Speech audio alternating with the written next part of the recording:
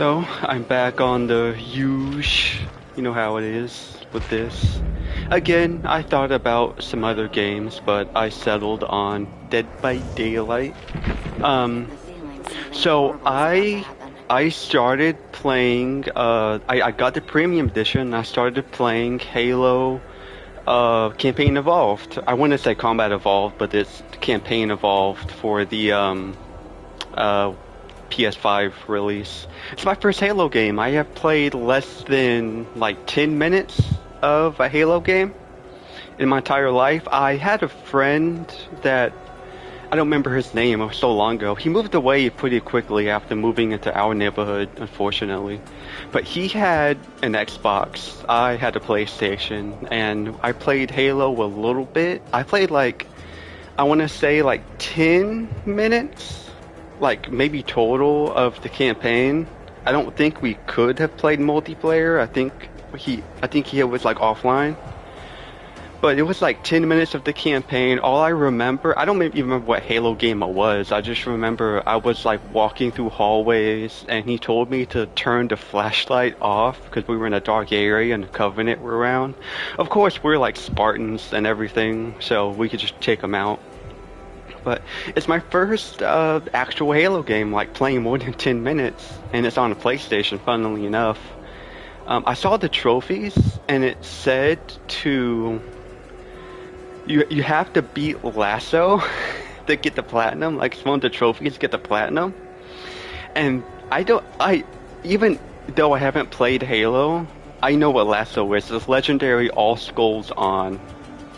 And having to beat Lasso to get the platinum is like crazy to think about. Like, cause I don't know if that was an achievement on the Xbox, but I know that like I think people generally take trophies more seriously than achievements in Xbox. I think the biggest thing about achievements is just like the number. You kind of want like the number to either be even or to be like really high or whatever. But I think people treat trophies a bit more seriously because you have like rarities. Obviously, platinum's like the biggest one. And I know some people get kind of not upset, but some people get kind of like, oh, like this trophy should be like a gold, or this trophy should be like whatever. I'm not a big trophy guy. I think I platinum the Arkham games because they're like my favorite game series. I didn't get all the trophies and all the DLCs for the Arkham games though. I just went for the platinum because in Arkham Knight there's like so many characters to play and so many stars to unlock. There's like one level for Nightwing in Arkham Knight's challenge map. The whole building is just glass windows, and you have to like take everybody out without breaking like a single glass pane, meaning that you can't be seen, but you have to also do the other challenges. I saw that and I was like, nope. And luckily, you just need a number of stars to get everything. You don't need to do like everything. It's not like you need to get every star to fill this out to get everything. Like you only need a certain amount of stars to unlock stuff, right? But I was looking through the trophies, and it's all like just general challenge stuff. Like obviously, like beat certain levels with certain skulls activated and stuff like that. I'm sure like veteran Halo players are like, I could do that in my sleep. It's no problem. For me, as someone who is like just jumping into this world after like only having like maybe less than 10 minutes of experience, I'm like, whoa, what the heck?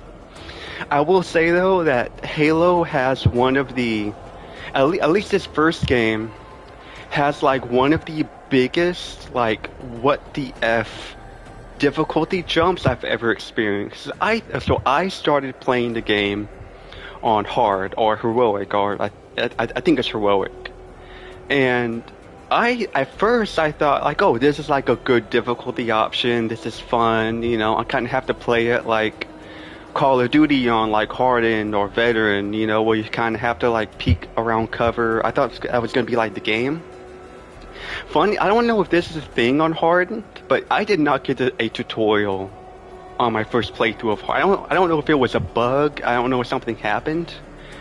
I restarted my game. Unfortunately, I couldn't find a way to change the difficulty mid playthrough. Maybe that exists. Maybe I'm just stupid. But I just restarted because I wasn't very far. I was on like the silent cartographer level, so I just restarted on like normal. But heroic mode, oh my gosh! Like playing on normal now, like Halo has one of the like biggest like disparities and difficulties I've ever seen in like any video game ever. Like normal feels fun. It feels like not. It feels like you have to be like attuned enough. Like you can't be brain dead, but you can kind of turn your brain off like a little bit, kind of laze around a little bit. You playing on heroic mode, I don't even want to know what legendary feels like. I don't even want to guess what legendary feels like. Oh my gosh, legendary must be god awful. I can't imagine. And then Lasso, legendary always goes on. I can't imagine that. And I don't even know what all the skulls do in the game either. And I thought about getting the platinum, kind of like how I thought about getting the platinum in. I said to myself I would only go for the platinum in Dead Space. I would only go for the platinum in Dead Space if they had ported the older Dead Space over, and then I would play the remake and get the platinum in both because I love Dead Space. Now the Dead Space platinum, I don't have it, but Dead Space platinum seems a lot easier. Like it seems like a really easy platinum. The hardest thing to do is like the hardest thing about the Dead Space platinum seems to be the hard mode. But if you play the game like the trick to impossible difficulty in both the original Dead Space and in the remake is to only use the plasma cutter, right? Because like I think everybody knows, I'm kind of preaching to the choir here, everybody knows that it's a game that will drop supplies for you based on what you need or based on what guns you have. I know there's some games where you kind of exploit that a little bit. Like, if you don't have the flamethrower, the game's not really going to give you fuel for the flamethrower, because why would it ever do that unless you sell it? But it really doesn't sell that well, so why drop it? It's kind of like in Resident Evil 4, where you have like periods in RE4, both in the original and the remake, where you'll expend a lot of your resources in like tough back-to-back fights, and then you'll get like a few levels where you kind of just building your resources back up in RE4, like the hedge maze in RE4, both the original and the remake. After that, it's like a few slower paced sections. That hedge maze can be really difficult if you don't know where to go and what to do. So I'm sure that, you know, like people with Lasso, you know, people with that experience kind of know what to do in Halo. But I played on heroic mode, and at first I thought it was like a really well balanced hard mode. Now I had seen a Donkey video a long time ago talking about like the weirdness of game difficulty, and he talked about like Halo and its hard modes. I don't know what they were on when they were making like the different difficulty modes for Halo. Heroic feels like it should be the hardest mode in the game. Your shields deplete so fast, and then your health is basically Thanos snapped after those shields are gone. I have no idea. Now, I know the original Halo game didn't have co-op, and this game does. This feels like a difficulty that you almost kinda need to play on co-op, if that makes sense, right? Like, there was just, the enemies are so tanky, they do so much damage. You are constantly thrown into situations where you are in a chokehold. I was in a situation, it was right after I had rescued Captain Keyes, right? And you have to go down this hallway, you take a left, and there's like this open area, and there is like these two ramps going up, converging into an opening at the front, like a door, but there's a big wall there, so like any enemies coming through can't shoot at you, which kind of like, it makes it a little bit fair.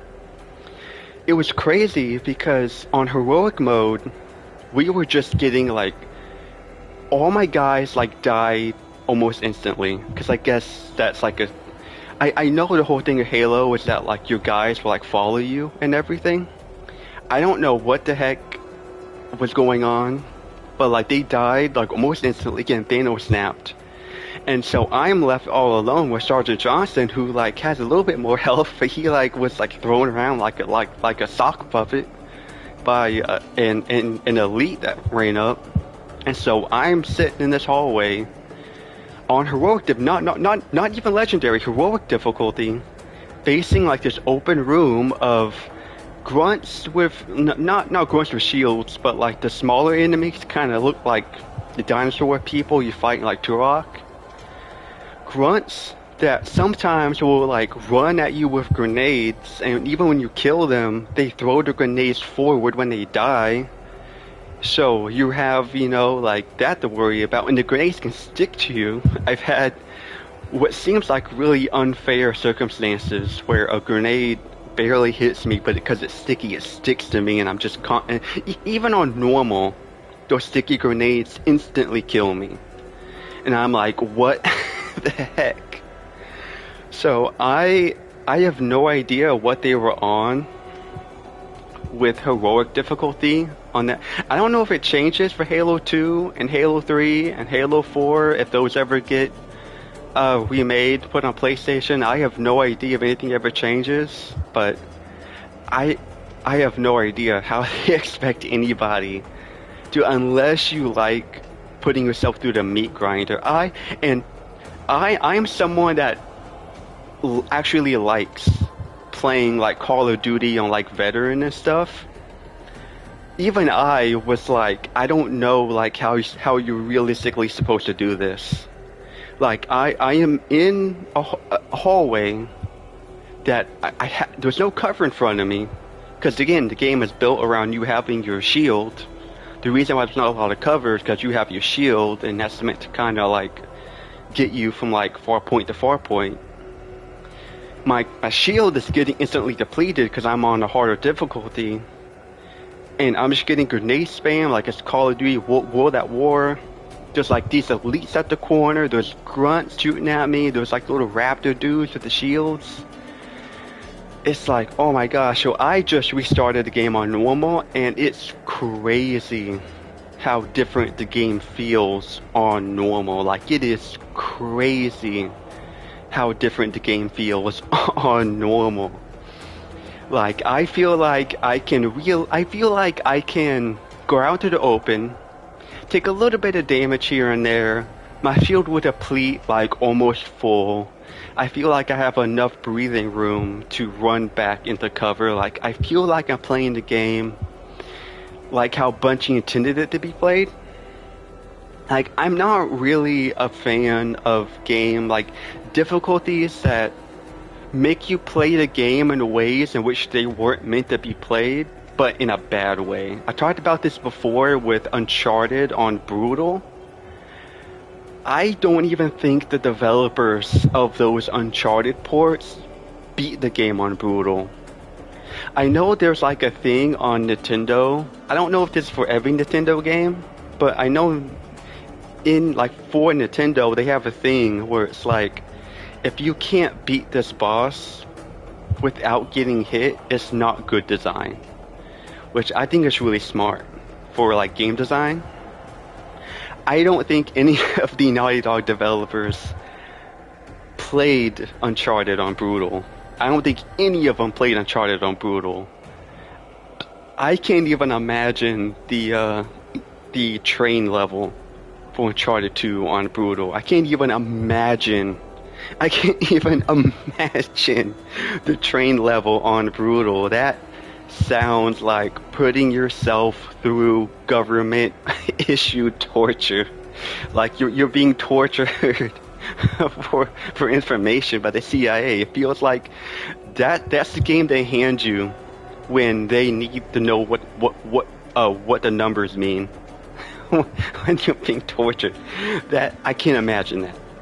And the fact that I think you have to beat Brutal to get the platinum. What I do like about that trilogy, though, is you don't get the platinum for like any of the games until after you've gotten all the trophies for all the other games. I think that's really cool.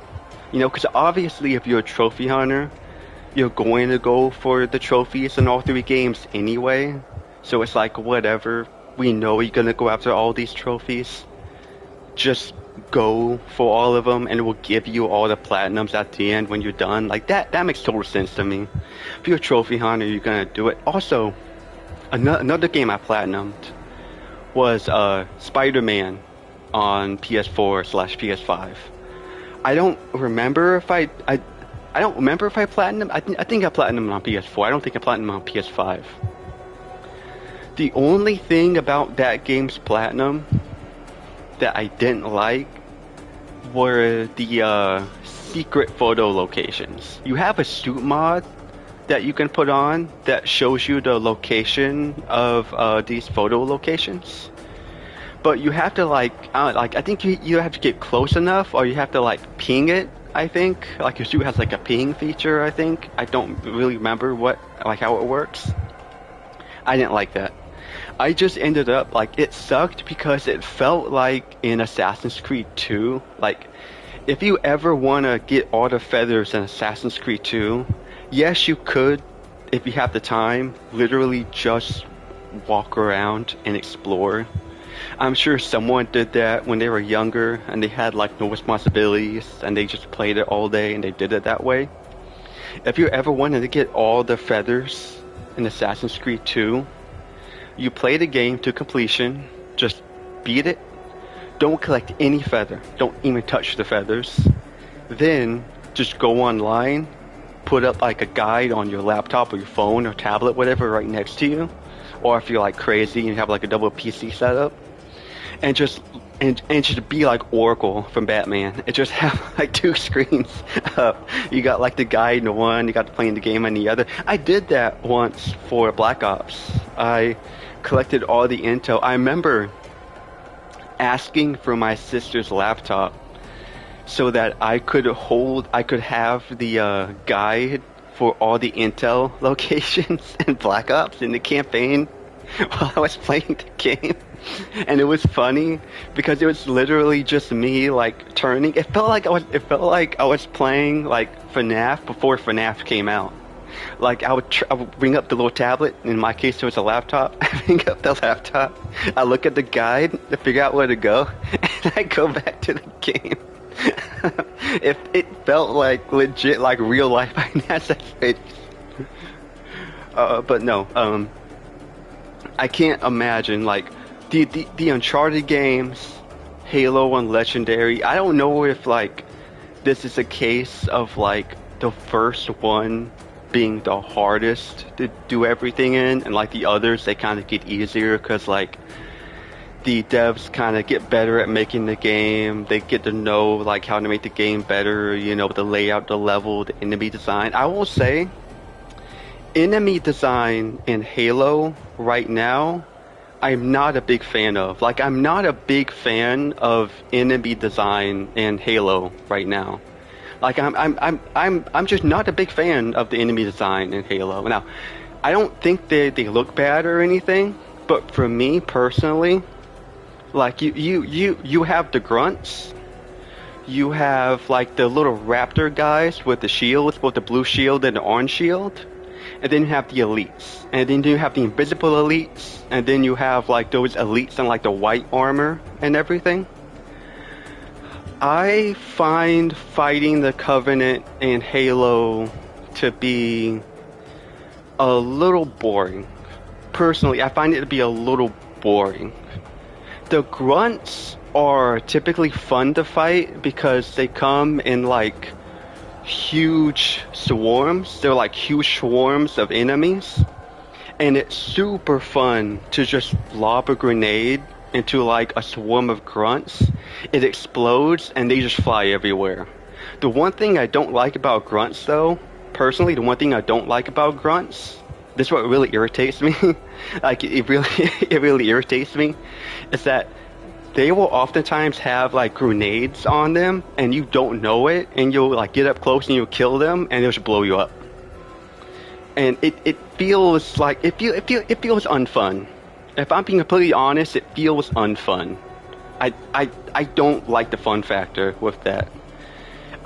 I like the fact that they're holding grenades and they're like running at you, and I like the fact that they're like really easy, like spongy, and not spongy, but like really like fodder enemy. I mean, the enemy type is literally called grunt. I don't know what you expect from a grunt enemy type, but to be like you shoot like once and it's dead. I don't know what you expect from like a grunt enemy type. You shoot once and it's dead. I honestly don't like how bullet spongy elites are as well. I really don't like. Now, I know the whole thing is that like you're depleting their shield and then they have like their health and everything. That's like the thing. You're depleting their shield and they have their health. I find them like, cause like I was never a big fan of like shooting shields. I always was like a bigger fan of like you're fighting an enemy and you're breaking through their defense, or you're fighting an enemy and you're breaking their guard.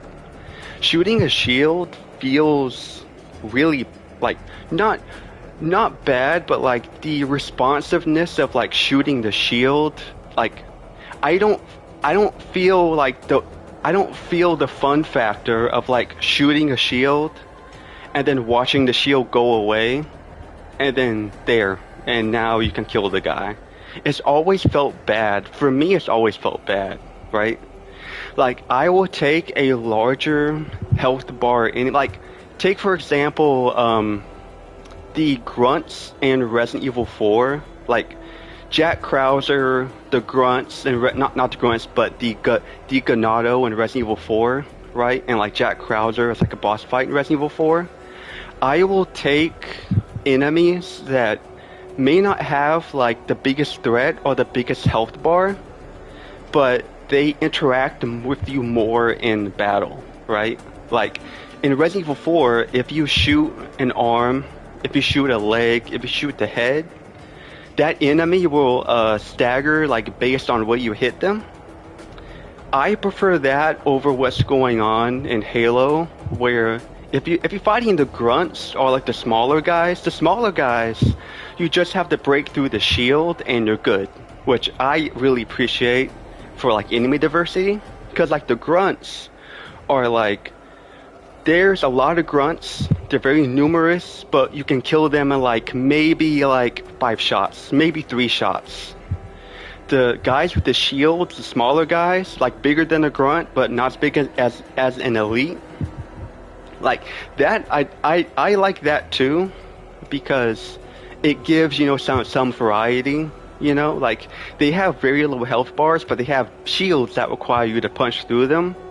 Now, I like fighting them more than the elites because I could just throw a grenade, like a sticky grenade, and what's cool is that the sticky grenade will, you know, shocking, the sticky grenade sticks, it'll stick to their shield and it'll blow them up. It'll punch through the shield and blow them up, which I really appreciate.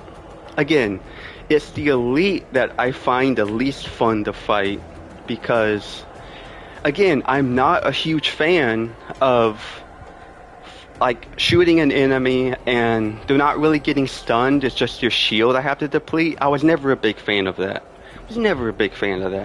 So my biggest criticism of Halo Campaign Evolved from a gameplay perspective is that the enemies there's not enough enemy diversity right now. Now, I know that the flood come into play later. I know about the flood, even though I'm a Halo noob. I've played less than 10 minutes. Okay, got my hands up. Alright. I know that the flood do come in later, and like it turns, you know, like a game where like the enemies shoot you and you kind of have to weave around their ammo and weave around their shots, and turns into like, you know, like a horror game where like it's like zombies basically trying to hit you. I know that. Right, hands up. But right now, the Covenant are not that fun to fight. Like on heroic, it was god awful. Like it was absolutely horrendous on heroic. I have no idea what they thought they were doing with that difficulty for heroic. I have no idea what they thought they were doing. That difficulty is way too hard to be heroic difficulty. Like that is crazy work. That is madness. That is a work of a madman. That's the work of a masochist. I have no idea what they thought they were doing with that. That is crazy. But normal difficulty feels like the way it was meant to be played, but I still don't like the way the game plays. I don't like shooting shields, and there's not enough enemy diversity to feel like the fact that like having the radar in the corner of the screen, it kind of feels like the Soliton radar system from Metal Gear, which I really like. I love Metal Gear, so like having that radar in the corner, having that Soliton radar system in the corner, I really appreciated that. Like that was like when Cortana said that the enemies were cloaked and that you have to watch for the shimmer, and you have to look at your motion detector to look at like the red dot. I thought that was really cool. Sadly, I don't think the cloaked enemies are much better enemies to fight. And I think that because they also follow the rule of having shields. I think it would be really cool if the elites that are camouflage don't show up on motion detector. But when they get close, you can see like their sword, because they pull out the sword. I think that'd be really cool. And I think it'd also be cool if they didn't have their shield, because you know, like the whole point of like you being camouflaged is that you're not expecting to get hit, so why have a shield? I think from a gameplay perspective, it would have made the camouflage enemies more fun, and it also would have made, you know, placing them in like other fights more interesting, right? Like if you place them in more fights with actual elites and grunts and small, I don't know what, I have no idea what they are called. There's grunts, there's elites, and there's like the ones in between. I have no idea what they're called. Oh yeah, also the big guys with the shields and like the gun that shoot at you, that like kind of walk like they kind of look like the Cabal, like the big Cabal enemies off of Destiny. Kinda embarrassed to say that it took me until my normal playthrough to realize that you had to shoot the exposed bits of their armor. Again, that was me being stupid, because on my normal playthrough I did hear Cortana say flank them and shoot the fleshy bits. So that's my bad. I was being stupid there. That's totally my bad. She did say shoot the fleshy bits, so that's totally my bad on that count. But no, so Halo as like a game and gameplay. Oh, it's 2 ashes. So Halo, from a gameplay perspective, I like what I am playing. I think the enemy design needs a little bit of work, but again, it's the first game in a series that's lasted for like what, like 7 entries or something like that. Like it's a game that's lasted for quite a while. So I am not going to sit here and be like, oh, like the gameplay for like Halo as a whole is bad, because I know it's the first game in the franchise. Even though the enemies are not that fun to fight right now, I know that there's Halo 2, there's Halo 3, there's Halo 4, there's Halo 5, even though I've heard a lot of bad things about 4 and 5. And Infinite, I hear some people say good things about the campaign for Infinite. I'm just, again, I haven't gotten there yet. I have not gotten there yet, so it's to be decided if Infinite's actually a goated game or not. And I know that when we do this generator, fireworks will show. You know what? We have not gone against a pig in a long time. I will say though, playing on the East Coast, if you play this game at night, bro, you are gonna get. Oh, I saw that. You are going to go against like the hardest juicers of your life, bro. Like playing this game East Coast at night. Oh, it's Wraith. Oh, it's the it's the Jester Wraith. Oh, that's cool. Why could I see you? Wait, why could I see him? I don't have a perk where I can see auras. I don't know. This game has like so much stuff in it to where I'm like, okay, they're like, you can see an aura. Okay, so like, what perk is that? Like what perk activates that? Because there's 20 perks that activate aura activation. So like, what cost it? I almost, like, I saw his name, the ash closer to the bottom, and I legit thought that said Odysseus. I legit thought that said Odysseus. It's because that Christopher Nolan Odyssey movie came out. You know what really kind of irritates me? Is that right now, there's a lot of pushback right now against the casting of people in the Odyssey movie, like Anne Hathaway as Penelope, Matt Damon as Odysseus, right? And people are saying like, oh, like it's whitewashing, or you know, like you couldn't get, you know, like Greek actors for this or whatever. Where was all of this? Now maybe this existed and I wasn't paying attention, but like honestly, where was all of this hatred for like casting a different race character for Bane at Dark Knight Rises? I know you're following me. Dude, I see you. I know you're following me. Oh, you jingle! You jingle. Uh-oh. Ow. I didn't know he jingled. I didn't know he jingled. That was funny. I'm hearing him jingle. It's like tambourines.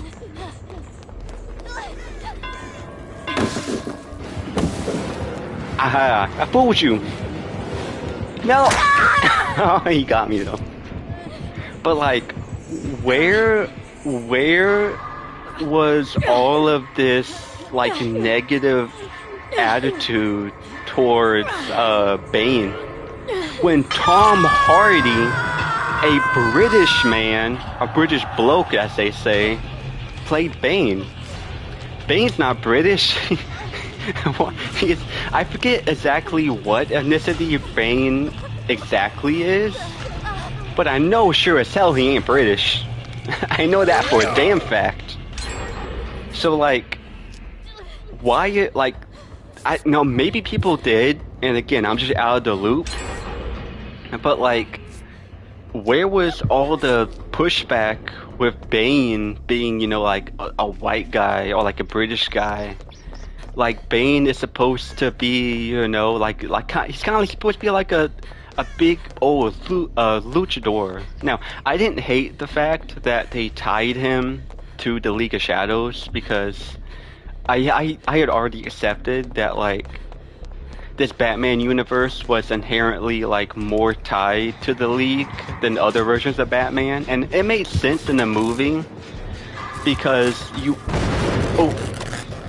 that's my bad.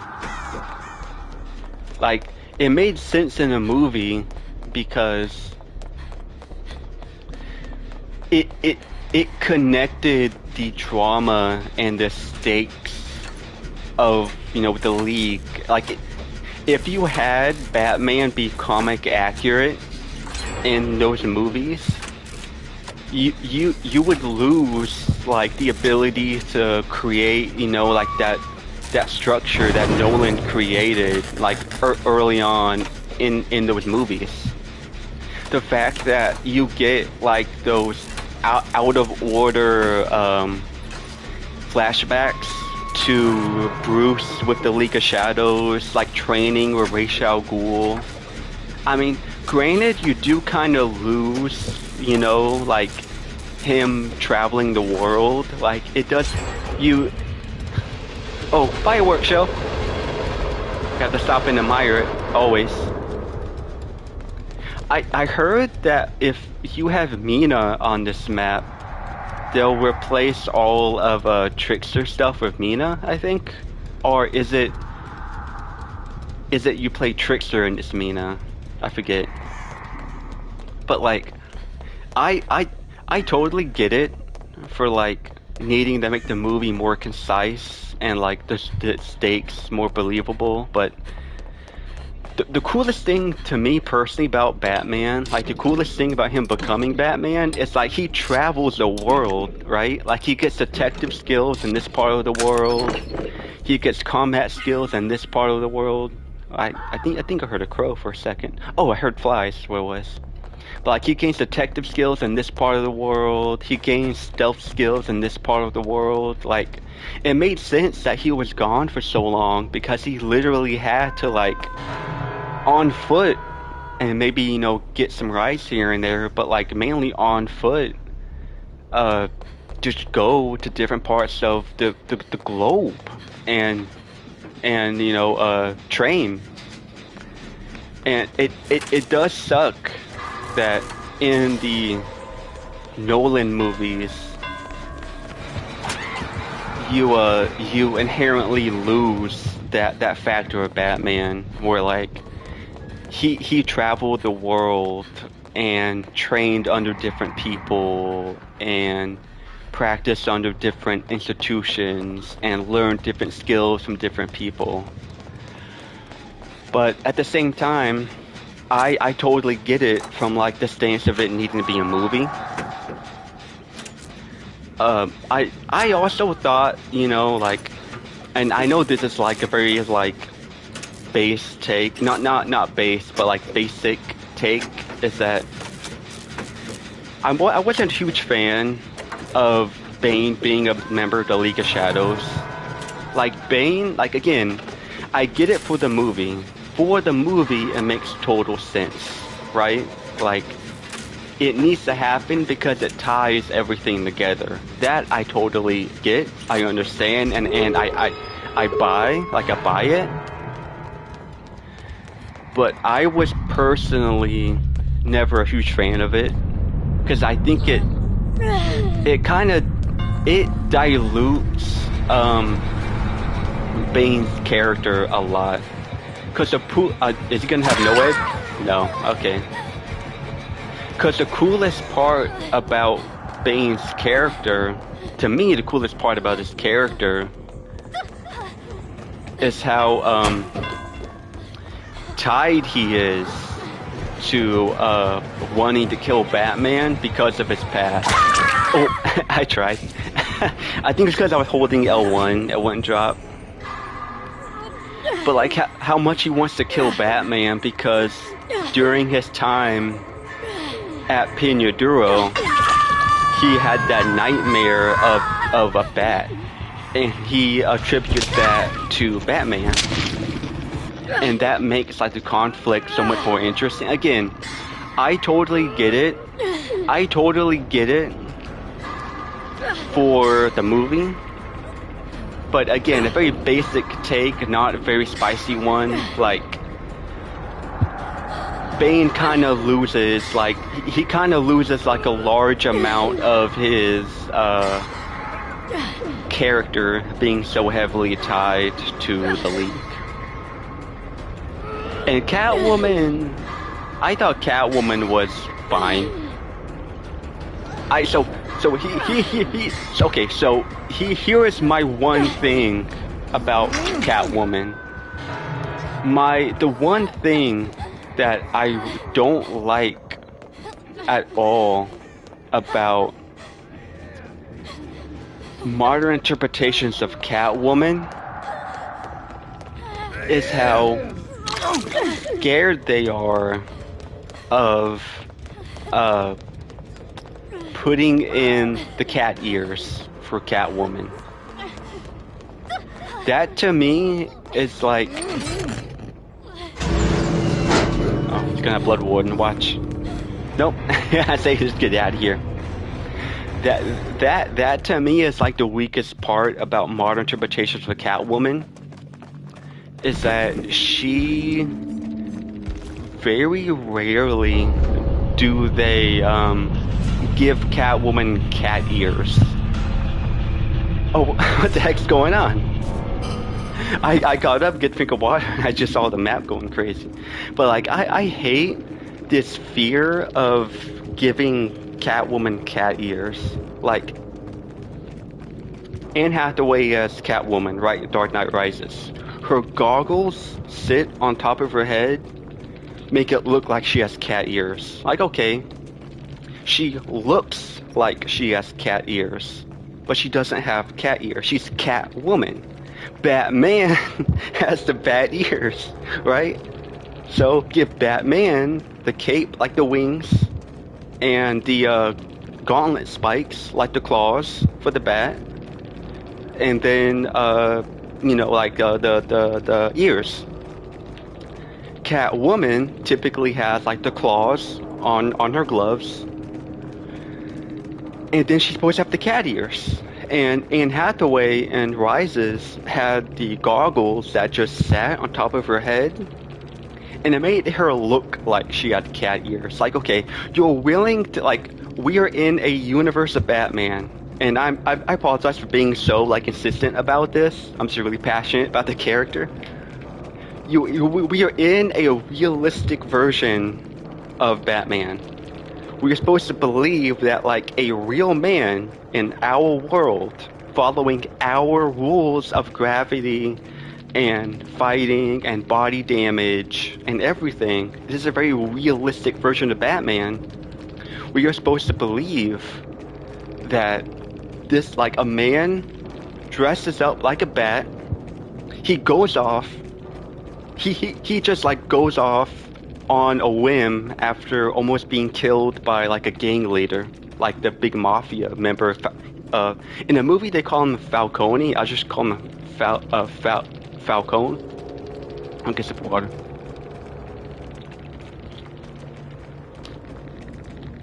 But like, he leaves to go off on his own, presumably to like know what it's like to live like most of the people of Gotham around the world.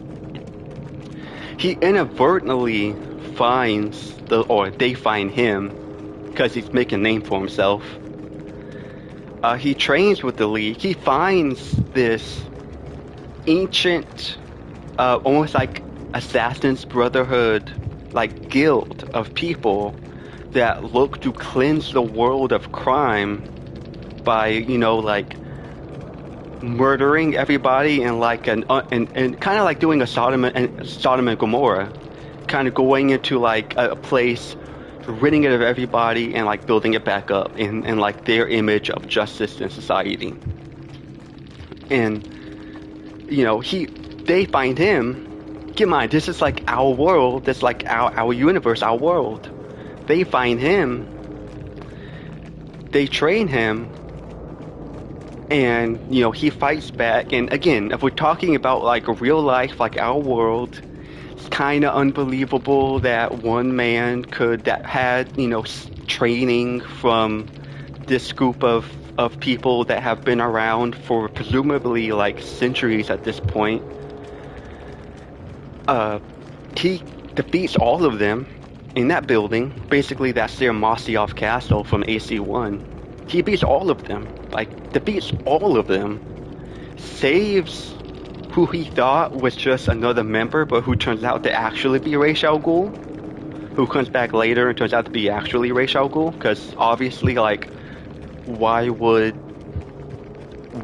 this like centuries-long Brotherhood of Shadow just tell an initiate who the leader is. Like, obviously, if the whole thing is deception, why would they tell you who their leader is? If you initiate, that makes no sense. So it makes actual total sense that Wei Xiaogu disguised himself as Ducard and he trained Bruce. Like, that seems like that's something he does regularly, is train people under the disguise of Ducard. But like, again, the real world, our universe, right? He defeats that entire building of people, all of them, blows it up even. I think even like saves a guy that was going to get executed for like theft. He gets back to Gotham after being presumed dead because he just left. Just one night he just left. Comes back, is able to, get back, control of his company, get back his wealth. And he starts figuring out how to save Gotham with his skills. Our world, our universe, real people that you and I would know, right? And then you have, the events of Batman Begins, the events of The Dark Knight and everything. And when Dark Knight Rises happens, we have a character. Now, again, like, the Joker existing, I actually kind of believe could happen in, like, a world that is, like, as eccentric as the Dark Knight trilogy. So that's not, like, too big of a push. And Scarecrow existing, like, that, again, I could totally believe that. But you have a woman named Catwoman, again, in this universe of Batman that's supposed to take place in a world that is like our own, with like, if Bruce gets stabbed, like his batsuit will protect him, but it's not bulletproof, but it's not knife proof. So, and I think it shows it in Batman Begins, where he's like so exhausted, his body hurts, he's exhausted, again, real world, like our world. So you're willing to have a character in a movie that's like ours, or in a movie that is in a world like ours. You're willing to have a man dress up as a bat, the cape, the cowl, the gauntlets, like the little spike hands on like everything, right? And he fights a clown. In the second movie, he fights like a crazy intelligent clown. And then you introduce a woman named Catwoman. So if Batman has like the cowl and the ears and the cape and the claws, you would imagine that this interpretation of Catwoman would have cat ears and a bodysuit to resemble a cat. It makes total sense, right? And they give her goggles that just make it look like... We already bought into a guy wearing a bat suit that looks like a bat. It's a rich man going out at night beating up criminals dressed as a bat. And Christopher Nolan was able to sell it to us in a world which resembled our own, like a real world. And you're gonna sit there and tell me that it's too unbelievable to have Catwoman just have like cat ears? We're already, like, again, this is what I don't like about like modern interpretations of Catwoman in like these films. Again, the Batman. In the Batman, Catwoman is wearing a balaclava with the edges of it looking like cat ears because they're kind of poking up. And it's like, what the heck is going on? You are making a world where we are buying into a rich man dressing up as a bat at night to fight crime. You are letting us buy into that fantasy. We believe it's happening. So I don't see how, like, these modern interpretations of Catwoman, why they're all just shying away from having her have cat ears. Like, Batman literally has ears. Batman has bat ears on his cowl, and he has a cape. He has a big old bat on his chest. And yet, other characters, again, like Bane. Bane in A Dark Knight Rises is nothing like actual Bane.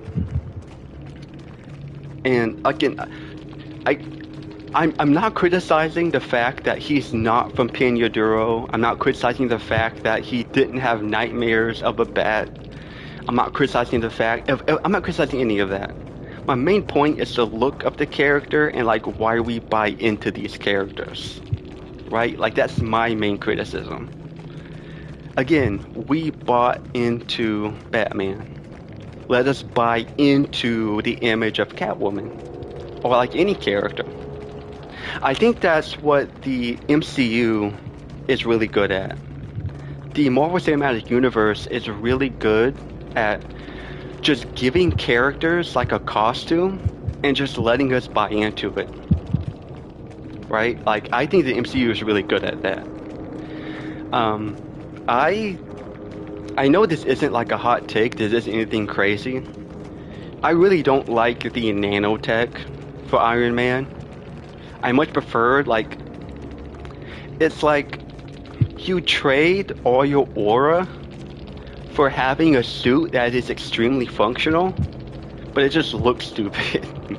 Like it just looks stupid. Like think about how cool it was in the first Avengers movie when Loki knocked Iron Man or Tony off the top of Avengers Tower, and Tony had to call the suit to fly down to like put him in it, and it took a few seconds for the suit to wrap around him. Like I get from a character perspective, I totally get why that like why you have him progress from like the mechanical suit to the nano suit. Like I totally buy that. I totally buy that progression of his character into progression of technology. But it just looks so much worse.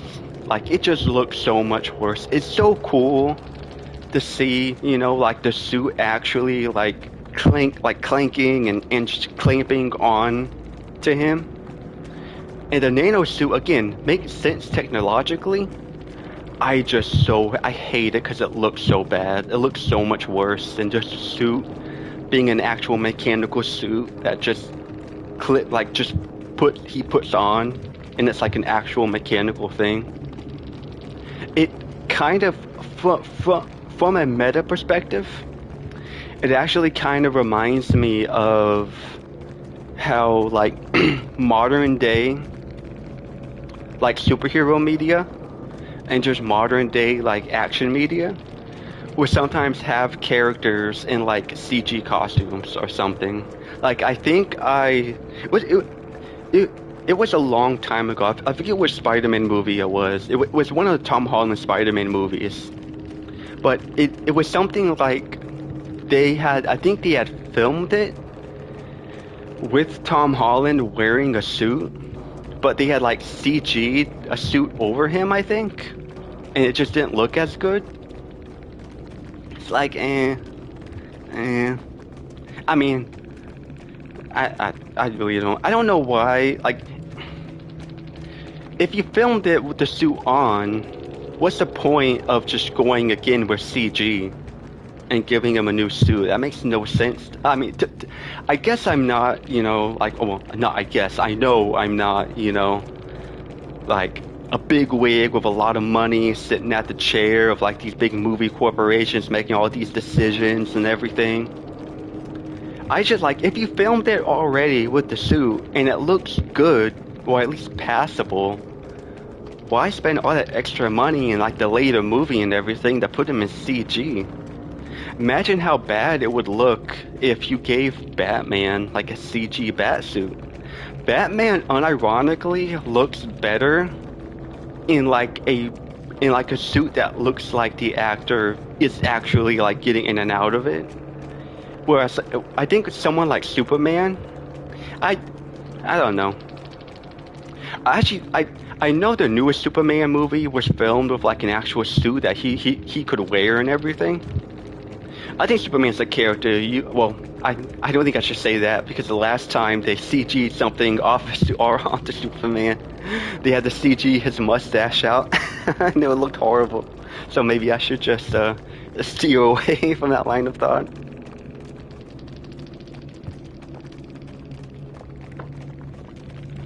The coolest versions of Batman The coolest versions of Batman, in my opinion, are the versions of Batman where he's wearing like a big armored suit or something. Like, even though, even though this movie was bad, I don't think anybody can deny that both the Batman vs Superman Batsuit and the armored version of the Batsuit both looked really good. Like they both looked really good.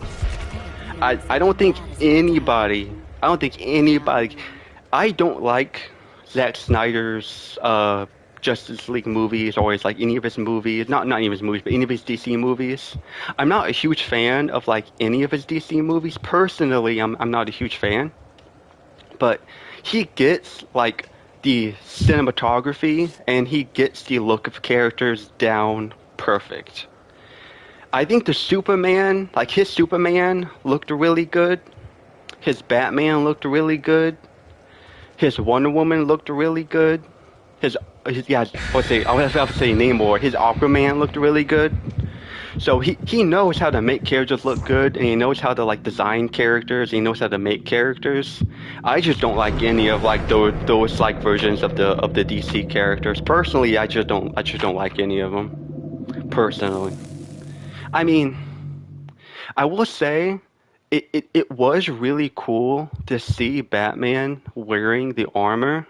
No, he wasn't wearing the armor. He was driving the Batmobile, and Superman was like standing in the middle of the road, and Batman went to go run Superman over, and like all Superman did was stand there, and the Batmobile just like accordioned onto Superman.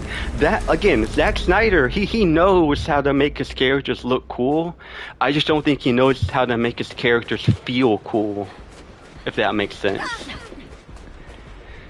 Like, yeah, if Batman the Animated Series was all just Batman standing on the rooftop, who the heck is it? If all animated series was Batman standing on the rooftop, and that's it, and animated series actually sucked, then yeah, like, I don't think anybody would really like that version of Batman. The fact that you have like that sick, and the fact that you have that sick animated, look for him. The fact that it was like an awesome show. The fact that it was like Kevin Conroy's like first appearance. Who the heck? Oh, it's Oni. Okay, I was about to say, like, why does it sound so ancient? It's Oni. No, I've been playing Assassin's Creed Shadows again lately because Black Flag got me in the mood for Shadows. Its story isn't that good, but I'm really liking Shadow's gameplay. I haven't gotten to play as Yasuke yet, and I know he's like the big samurai character that, like, if you want the samurai gameplay, you play as Yasuke. If you want the assassin gameplay, you play as Naoe.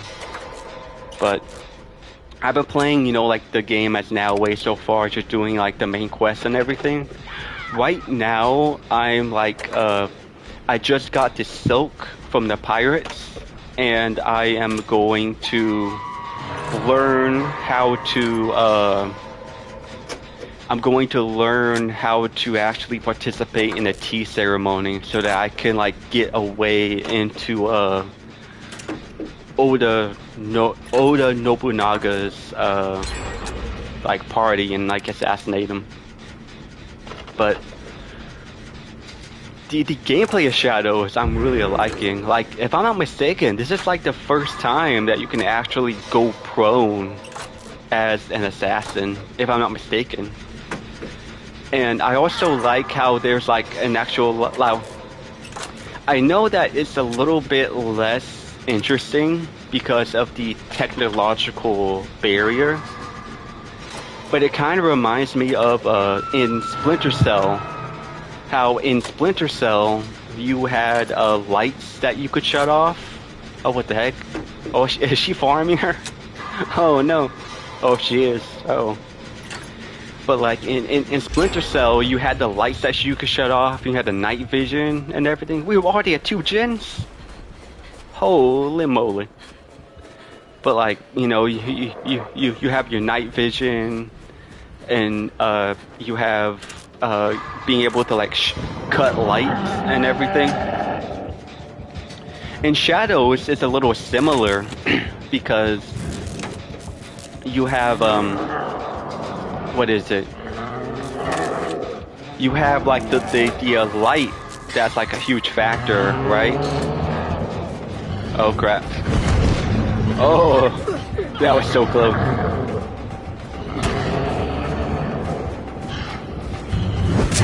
Oh, he got me. Oh, it's the bear. It's the bear Oni. It's the Night of the Living Nine. Oh no, it's 9 of the Living Dead, right, or something like that.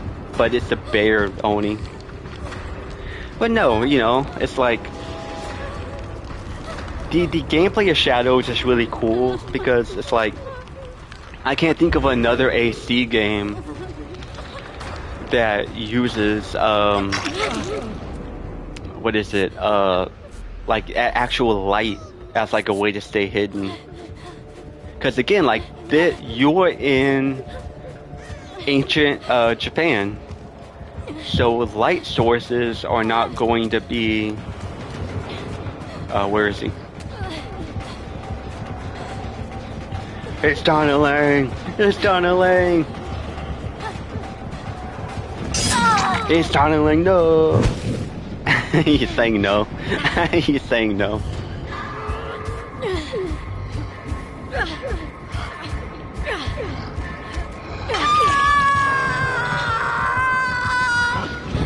You know what?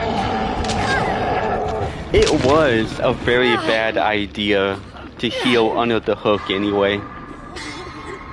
I will admit, healing under the hook against Oni, yeah, very, very bad idea. So, it's on me. It's on us both.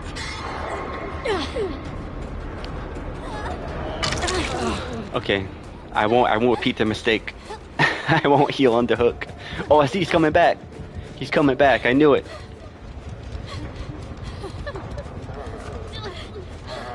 I won't repeat the mistake.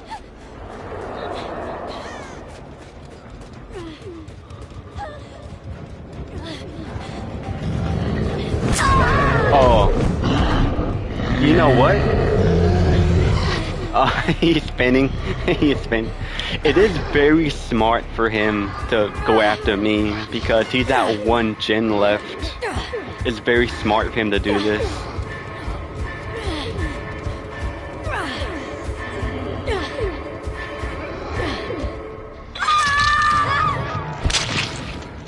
You see? Why is he staring at me? Why is he staring at me?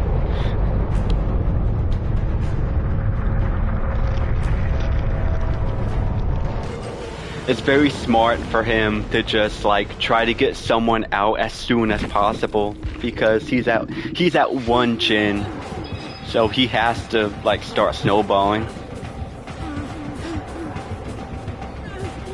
God, you got this, Michonne. You got this, Michonne. Sadly, I don't think any Walking Dead threat is going to be as dangerous as Bear Oni. So sadly, I don't think Michonne has much in the way of a counterattack here.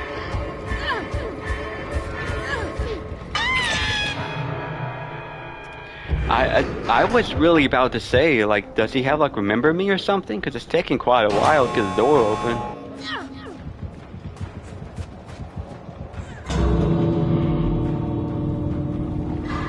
Yeah. Oh, they left. Oh no. Okay. Okay, hi, I'm... Oh crap. Oh crap. There's like... nothing you can do. Hefe, there's like nothing you can do. Oh, you're a fool. Yeah.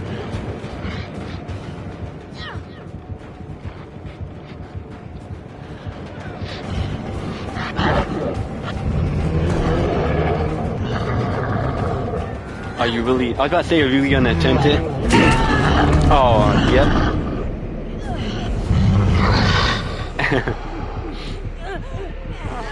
I guess. Well, at any point. Oh, what the heck? Oh. Oh no. It was conviction.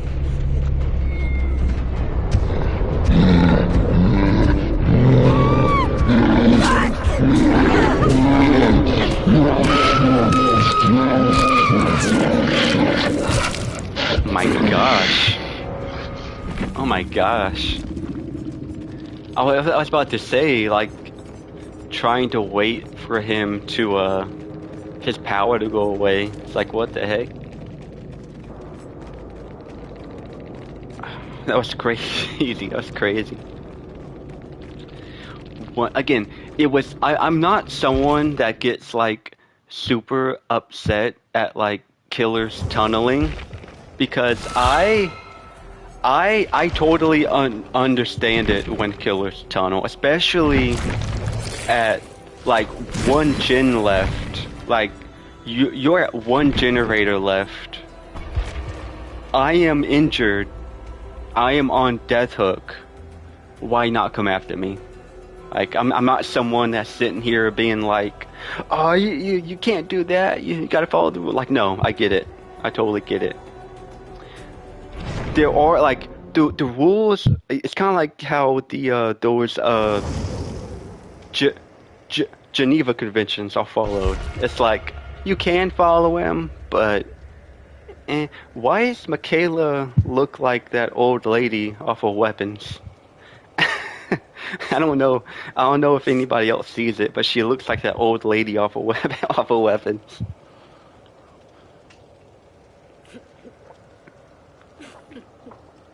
You know, speaking of weapons, I saw the Resident Evil trailer, and a lot of people have been upset that it's not like Resident Evil, that it's not like like it take apparently what Zach Krager has said is that it takes place during the events of Resident Evil 2.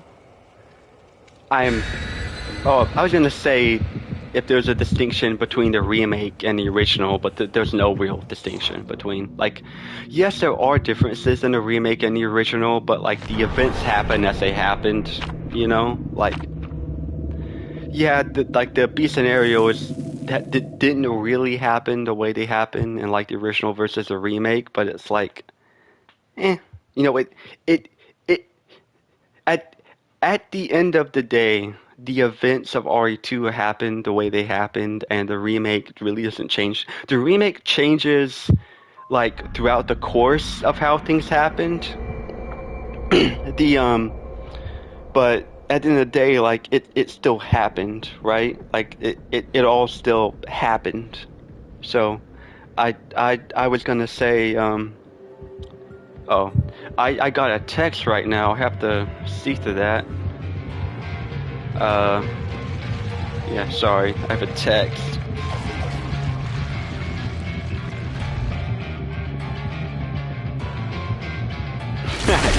I went to school. It's okay. It's okay, Kaneki. You got me, Kaneki. I'm gonna respond to this text.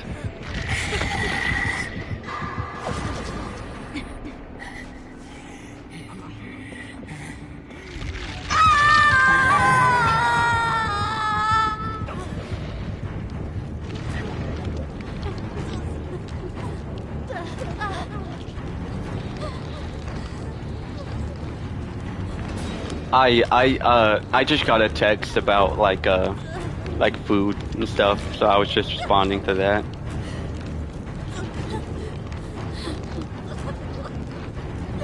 Okay, now I'm back in. Unfortunately, I don't think I'm gonna get rescued because I'm AFK.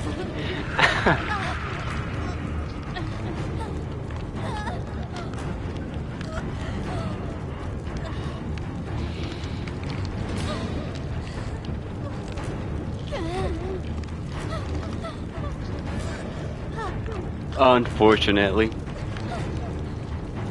Is that person hiding in a locker?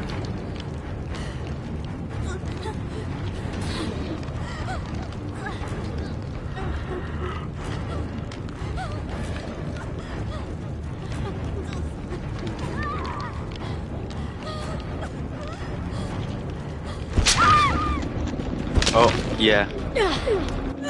Oh, hello. Heal me. Heal. Avenge me. Avenge me. Their name,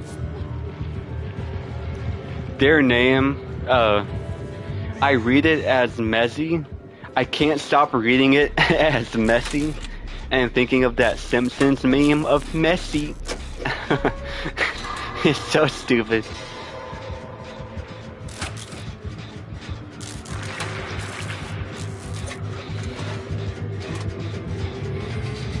Oh, you are an absolute a-hole.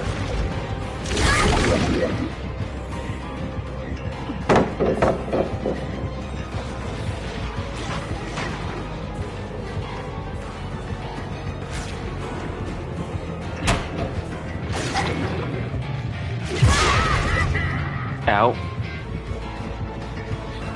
He didn't get me, right? What?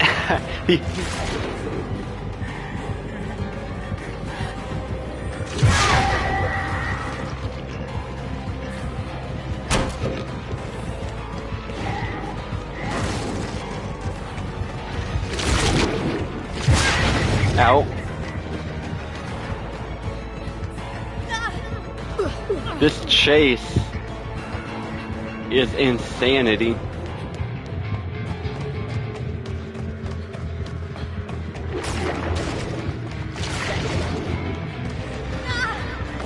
Oh, he got me though.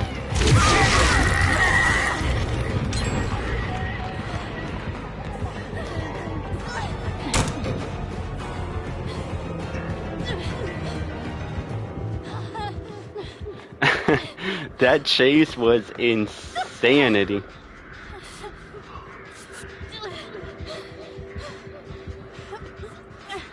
He was running me around a place of knowledge.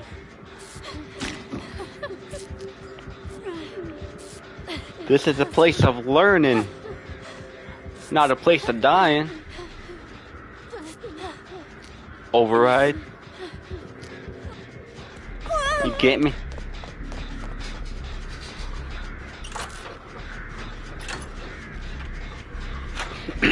I ain't got time to bleed.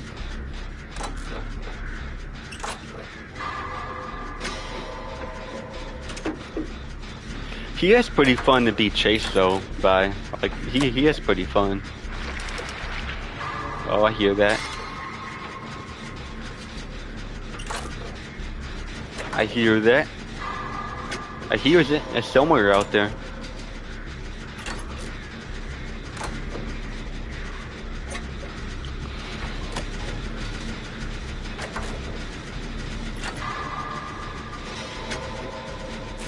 Yay! We done it. Wow, she's still in chase. She's still in chase. That is crazy.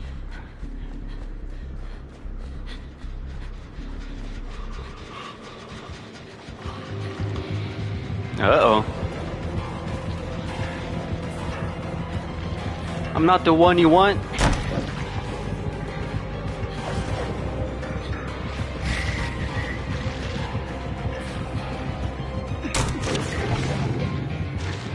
I'm not the one you want.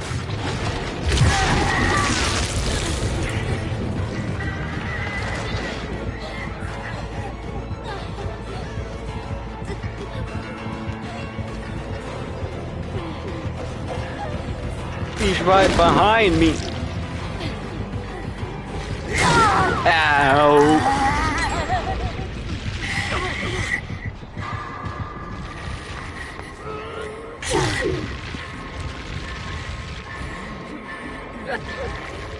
I have to hit every skill check. Oh, I'm death hook. Okay.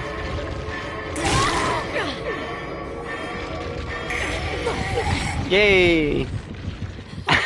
Yay! They saved me.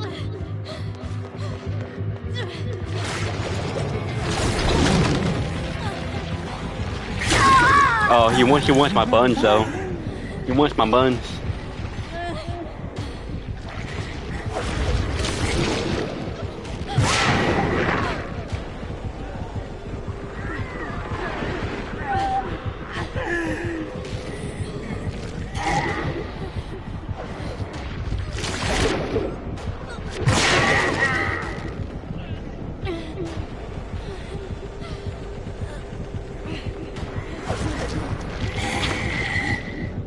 Oh yes, no way.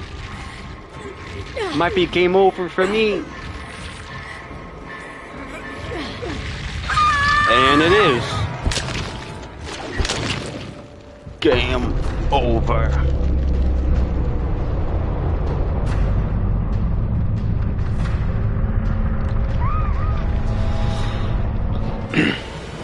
I feel like I should get one of those tapes that Jigsaw hands out to his victims when he's like talking about the game they have to play.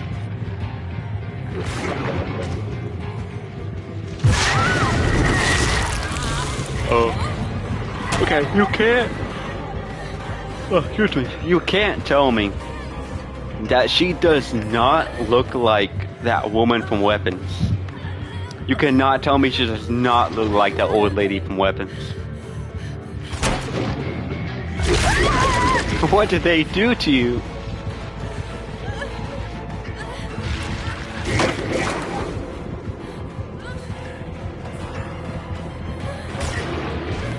She's maxed out on Killer Blind. She's maxed out on it.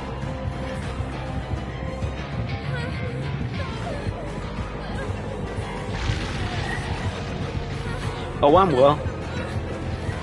I'm just over here playing Dead by Daylight.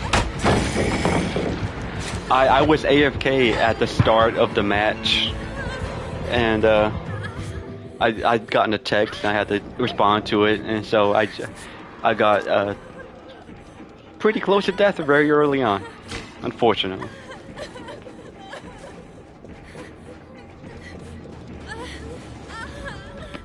But these are survivors that are not shy and not afraid. She's maxed out on Killer Blind, just like insane to think about.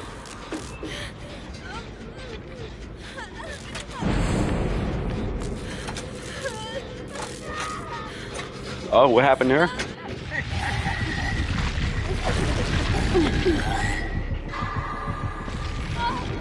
I mean, I feel like if I wasn't AFK so early on, I think we might have had a better chance.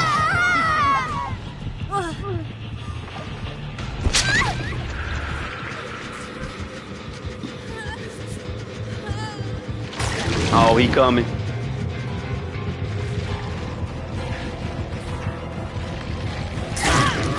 Ooh, ow.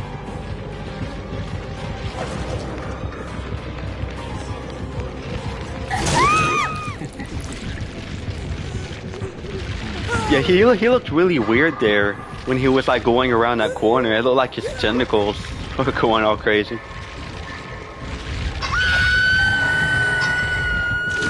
I saw that Spider-Man was one of the licenses. What the heck? What the heck am I watching? Am I watching drone footage? Does someone have a drone? What the heck is this? I'm watching drone footage of a Dead by Daylight match. Oh, there he is. Oh, we're over private property. He doesn't even trying to swat us out the air. What the heck am I watching?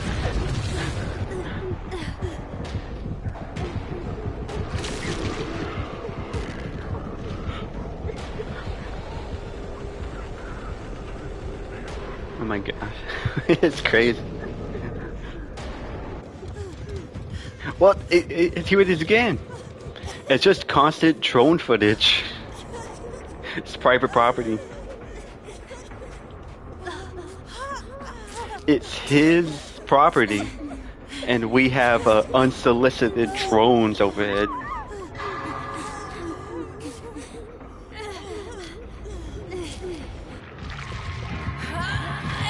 Okay, now it wants to be better. Now it wants to be better. I mean, he probably. Oh no, never mind. Never mind. He definitely has barbecue and chili.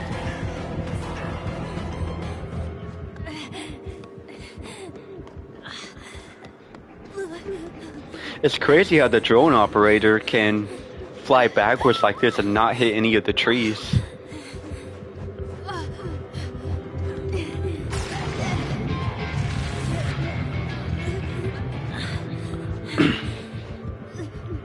This is insane. You will not get this on any other stream of Dead by Daylight right now. Unsolicited drone footage of Kaneki protecting his home.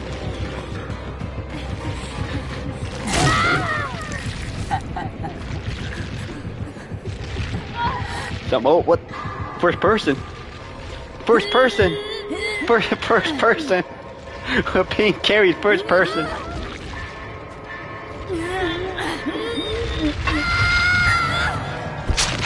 First person Dead by Daylight. Oh, it's gonna be a first person. It's a first. What? Oh, it was almost. I'm about to say it's gonna be a first person in Mori.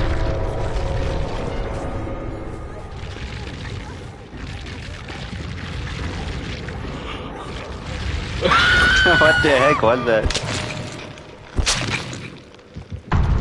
It became it went from a drone footage to GoPro to first person. It felt like I was watching the back rooms all over again. Yeah, okay, yeah. Barbecue, pain, lethal. Okay, that's a pretty good setup. What? No add-ons? Oh, he's oh, the meme, the dog meme. Man, he's going in. He's going in cold. I respect it. I mean, the perks help a lot, but I respect it.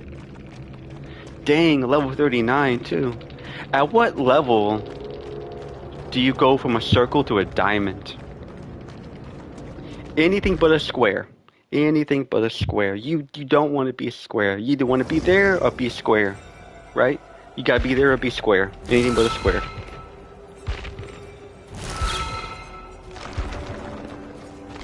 A little bit.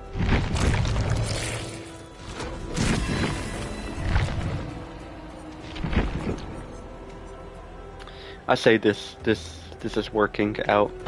Like, for Survivor, I'm not like too worried about my perks because it's kind of like, okay. Siri plays the same as Leon, plays the same as Michaela, plays the same as Sable. Well, Siri is Sable, technically, so obviously they play, hey, Attack on Titan. So it's like, whatever. Like, Siri is Sable, you get, like, the perks I really don't care too much about. Like, perks I care more about Killer, because they're kind of way more fun to play as Killer. Like, the perks are way more fun to play with as Killer, personally. But Survivor, it's like, eh. As long as it's not, like dog water tier. Like, anything like a teamwork perk that requires like some crazy situational setup, I'll be fine with. I gotta see what was here. Hang on, that was like 524, 525. Okay. But yeah, any perk that's not like some crazy teamwork perk that requires you, like, it's kind of like that meme of like, oh, a Fortnite daily quest, but you have to greedy while also having like 2 bullets in your assault rifle, while also only having the SMG. You drop the assault rifle, like in the last POI, but you also have to have exactly 2 small shield, and you have to have exactly like 23 shield. So you have to take damage very particularly from enemies, or like Survivor plays in a way which I don't feel like perks matter as much. at least in my opinion. Like the perks just kind of, the perks season the player experience, but they don't really make the game. I feel like for Killer, perks are like way more of like, they're way more fun to play with. Oh, we're all here. Okay. I'll take my happy ass somewhere else. Whoa, that scared the holy crap. That actually scared me. I legit thought that was a survivor just like crouching down. I legit thought that was like a survivor just crouching. Yeah, dummy. Yeah, dummy, I can see you, dummy. I thought that was like one of our guys just like crouching down staring at us. And I got up close and it's like, oh no, it's Ghostface. That like actually freaked me out a little bit. It didn't scare me, but it freaked me out.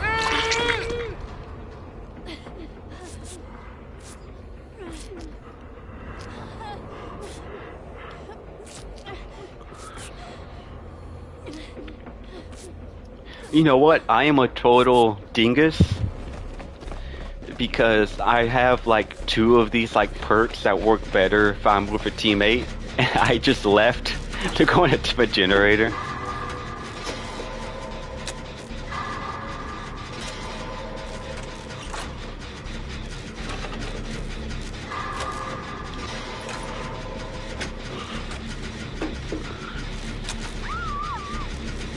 Oh no, she's down.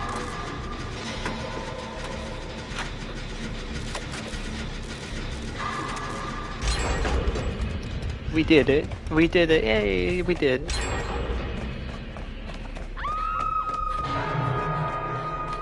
Oh, he's got that, is it furtive? I think it's furtive, right? That, like, changes the obsession.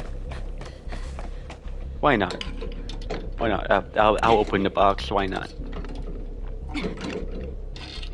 Imagine if they actually added, like, a Lord of the Rings like chapter, and they had like the one ring as like a thing. Like the longer you hold it, the more effed up you become. Okay, no, she's going. Oh, never mind. We're both going.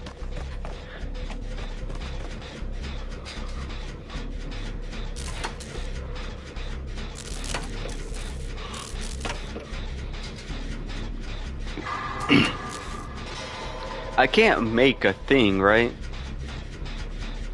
Like channel map.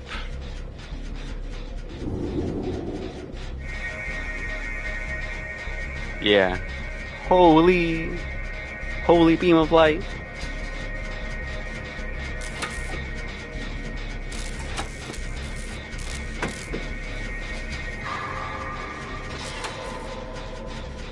That's a really cool feature. I like that a lot. Like if someone doesn't know where like the next gen is, it's like, hey, beam of light, big old spotlight.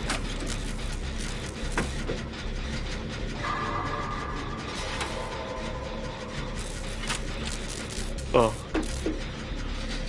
he's around. Never mind.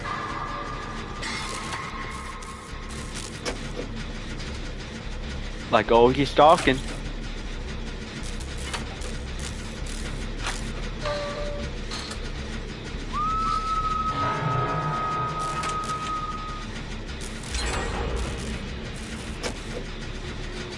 Dang.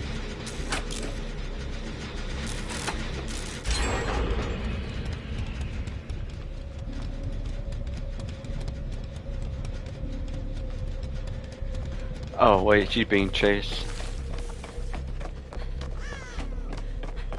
I will have another beam of light, please.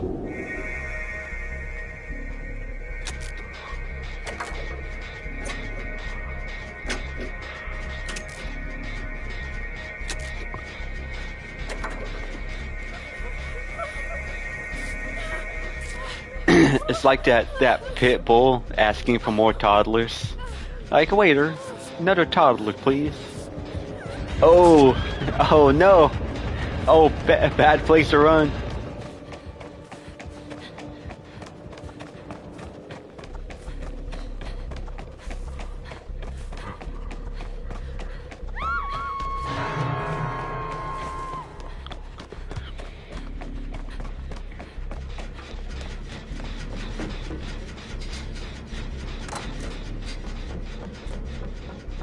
She's like, go away. Is that you? That's not you.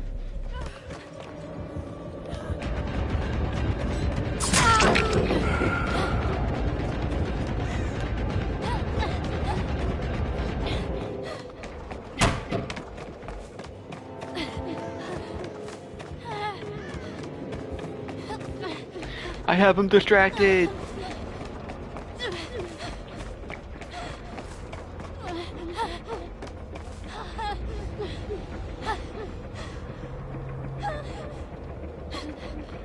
Is he? But is he though? I'ma walk.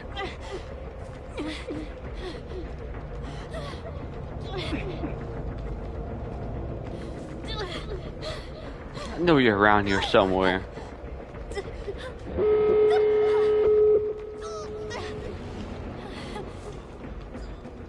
Oh, I was about to say, is he even gonna like try to 99 me? Cause I'm already injured. Oh, remember me? No. I won't remember you. Oh, we're both doing the door. At least that's good.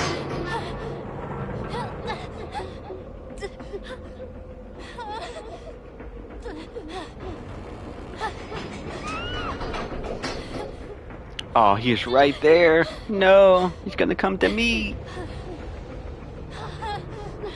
It's okay. I'll sacrifice myself for the greater good. I'll keep opening the door. I'll sacrifice myself.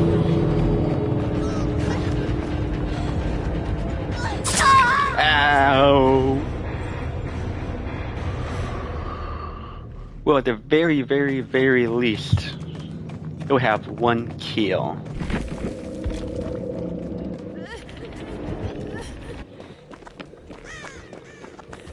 I mean, there's no reason not to face camp at this point.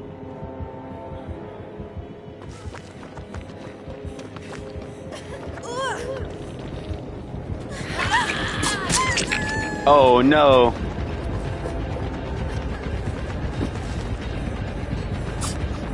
Oh no. Oh, he's bagging.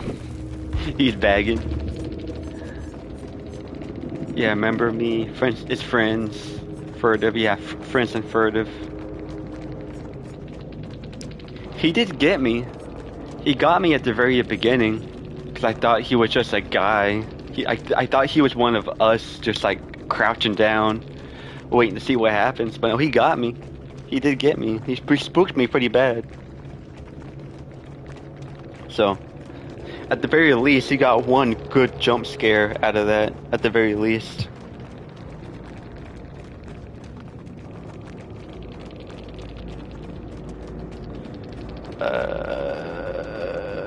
Don't mind me, I'm just scrolling through my phone right now for something.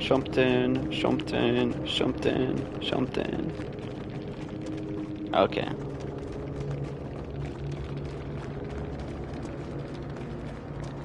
But yeah, I mean, he got one good scare. It's like what was said in Halloween. Everyone is entitled to a one good scare. He scared me once. Hey, I'm 22. Bro, I wish I was 22. I wish. Oh, the beauty of youth. I wish. Alas, it cannot be so. I wish. Unfortunately, you can't have a reverse to your age unless you curl some godforsaken monkey's paw.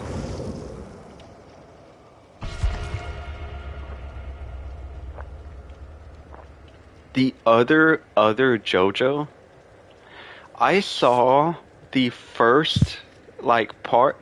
I don't know if it's season or is it parts, but I saw the JoJos.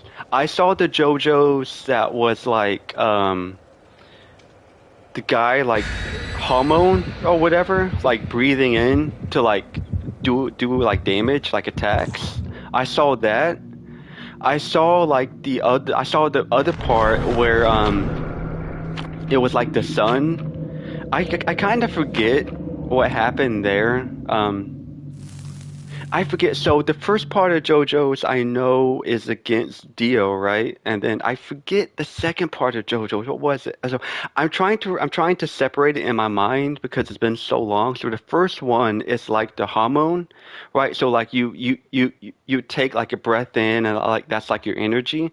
I don't remember if like the ending. So one part of JoJo's I remember ends in like a volcano and like the guy like hits the jewel or whatever, right? And like it explodes and you have like that massive like musical symphony as the volcano explodes. I don't. So I saw JoJo's primarily. Uh. Oh, it's Jason. I saw JoJo's primarily. Um.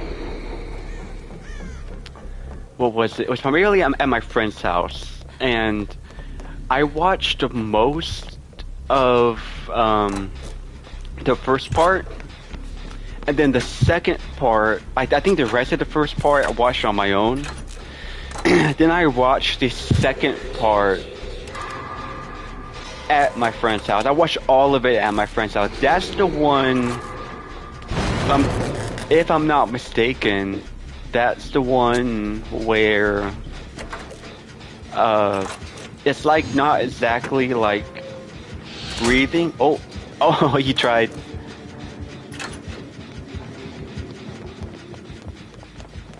It's like not exactly breathing, but it's like a different thing with him. I forget exactly what it was. Oh man. He is hitting all the spike hits that I hit.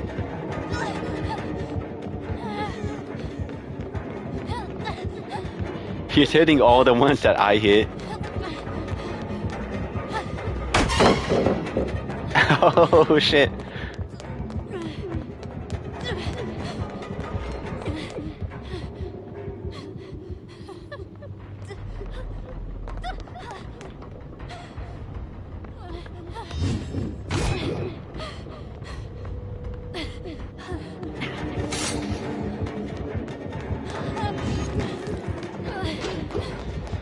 Oh my gosh. You better run. You better run.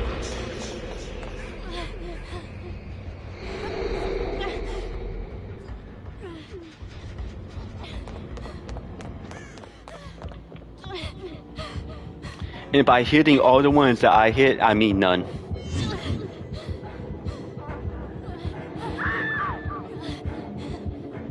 Dang, that sucks.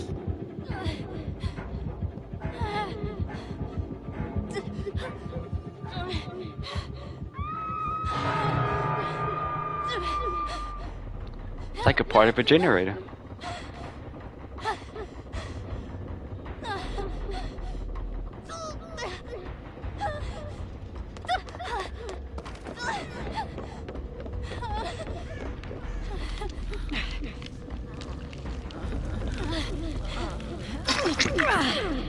Now, do we heal? Oh, she's gonna heal me. Oh, how courteous. Now, we do have that one perk that grants longer aura range. Oh, Dying Light. Wait, it's Jason running a Michael perk. Whoa.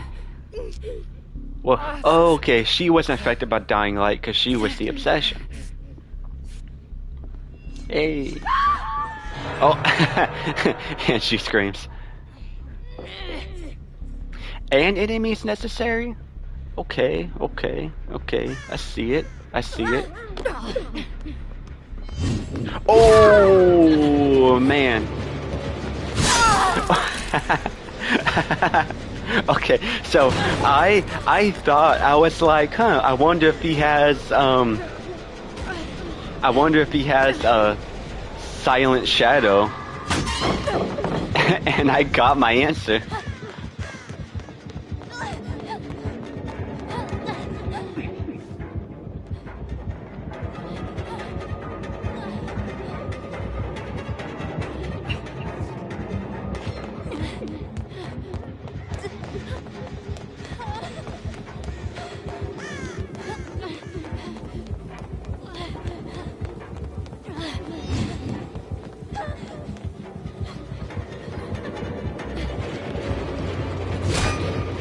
Oh.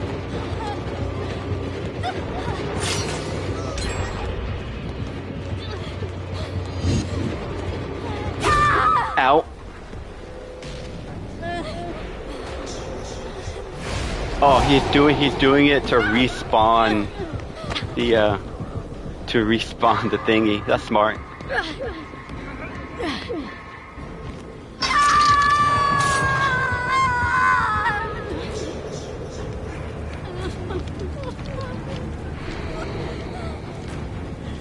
I just saw his name, Cash Cow.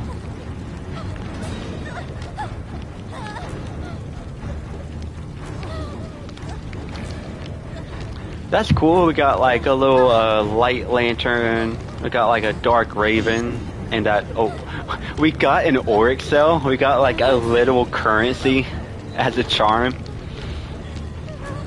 Man, it's cash money.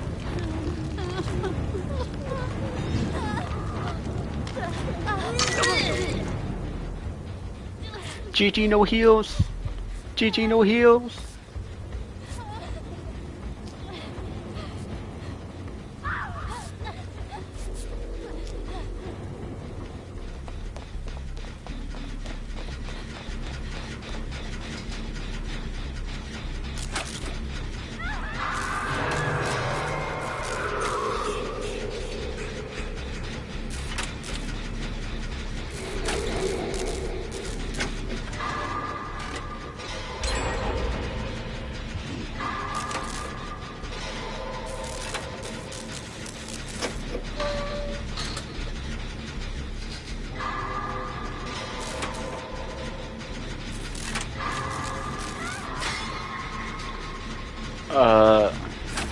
That's bad. I'm gonna stay on this one and finish it. I'm like right there.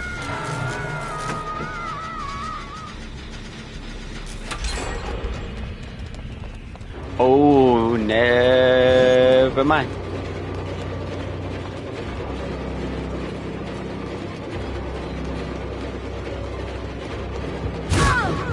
Ow.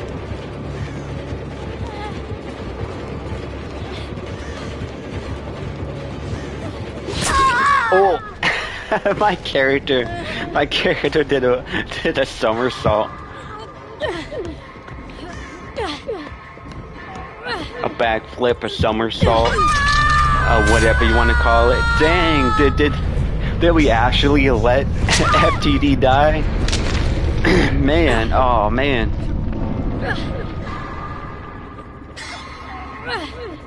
I mean, I was right there. I mean, I was like, my generator was literally right there. Like, why would I leave the gen? Like, I was hoping the Steve would go and rescue, because he was also right there. And my gen was like 98% complete. Oh, that's why. This MFer knows. Ow.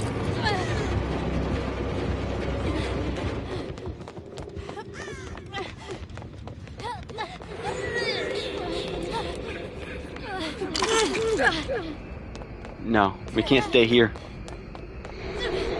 Scatter!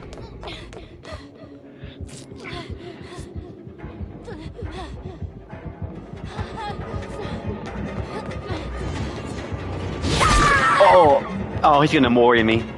He's gonna mori. No! No!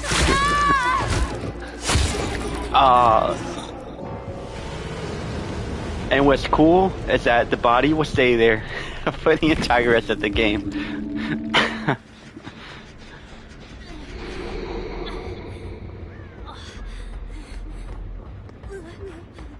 Okay, the other JoJo.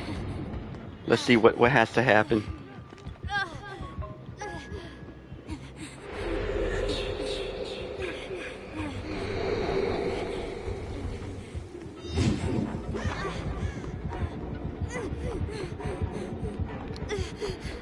Now, if I were to put aspersions on anybody of throwing or sandbagging or manipulating the outcome of our lives, it would be to Steve. I'm gonna blame the Steve.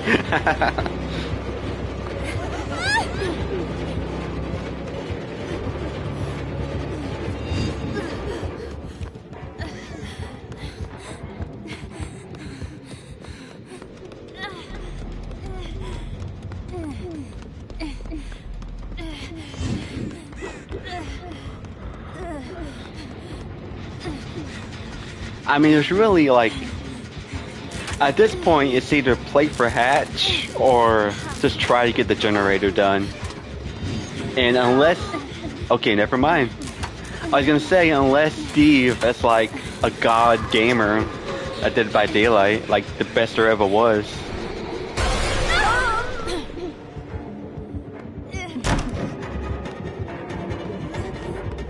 F you, Steve. Sorry for Steve.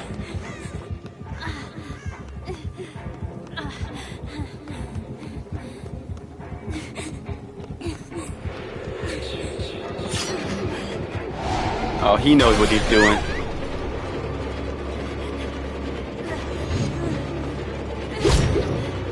Missed. He's just staring like, okay. He's just staring like, how'd I miss? How'd I miss?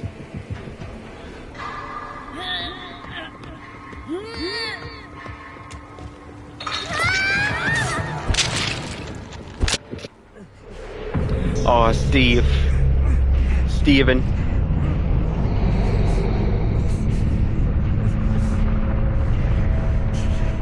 You can't hide. You can't hide.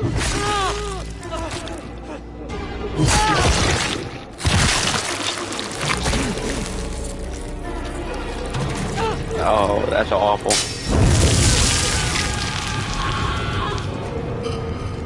You know what? I'm gonna, even though there's, oh, again, Furtive and Friends Till the End again. But you know what? The Dying Light perk being on Jason, it reminds me of that meme of it was like Lori looking out of a window at Michael when Michael is among the bed sheets. And like it cuts back to Lori, and then it cuts to Michael, and he's just doing something different. Like he's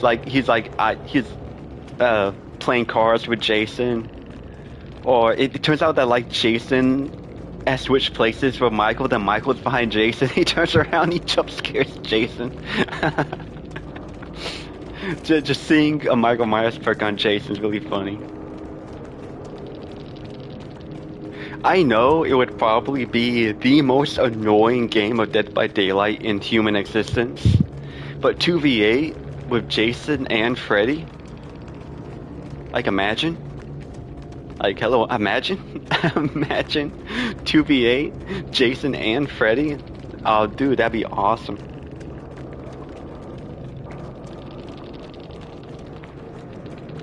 It's like needing Predator in this game so that we could finally get an actual AVP going on. I mean, it wouldn't be AVP because, I mean, you're not really versing the the predator or the alien. But cool, it'd be cool. Like an alien predator working together, taking out survivors. That'd be cool.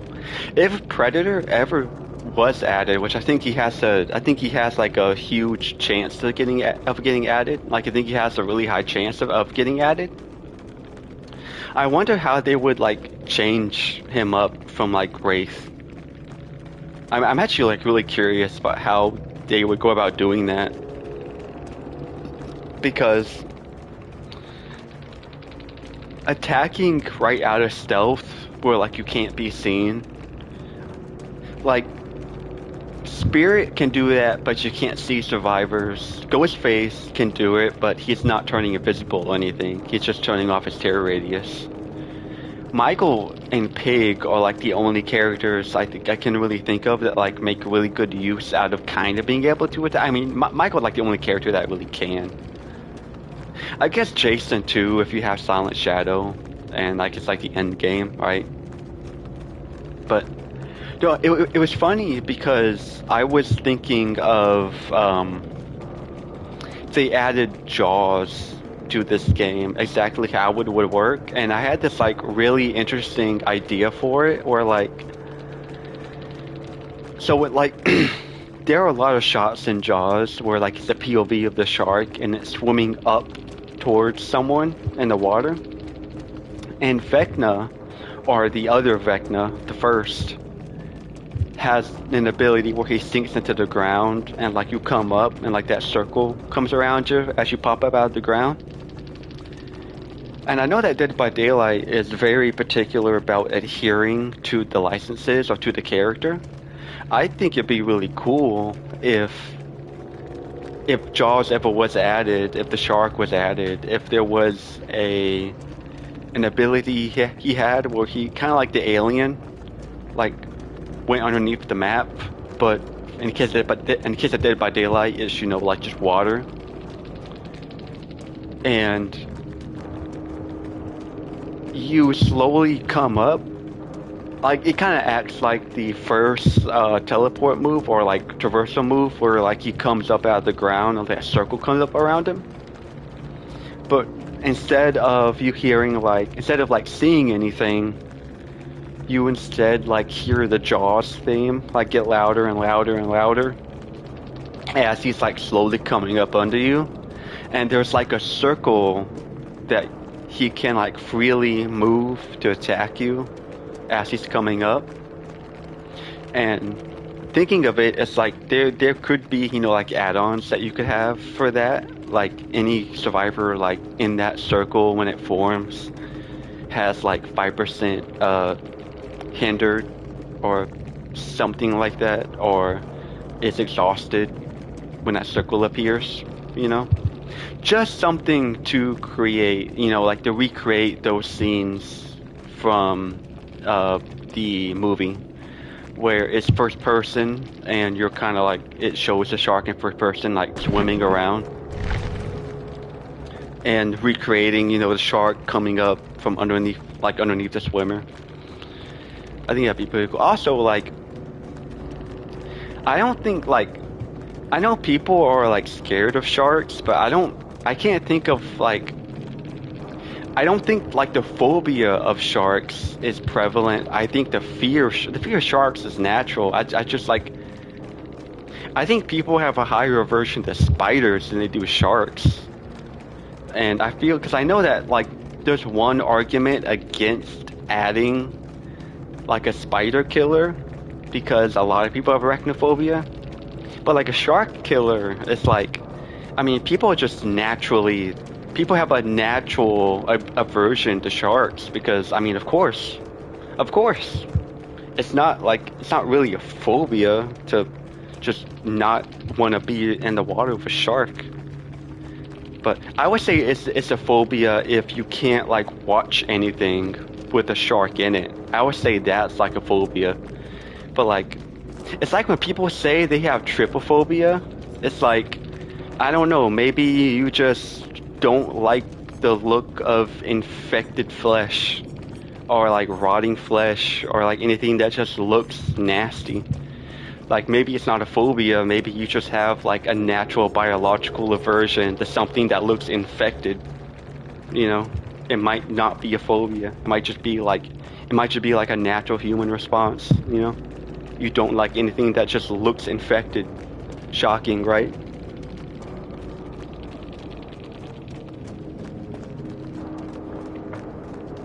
But like, imagine, like, if thinking about Jaws, it would make sense to make the killer a stealth killer and to have the ability to, like go under, like to go under.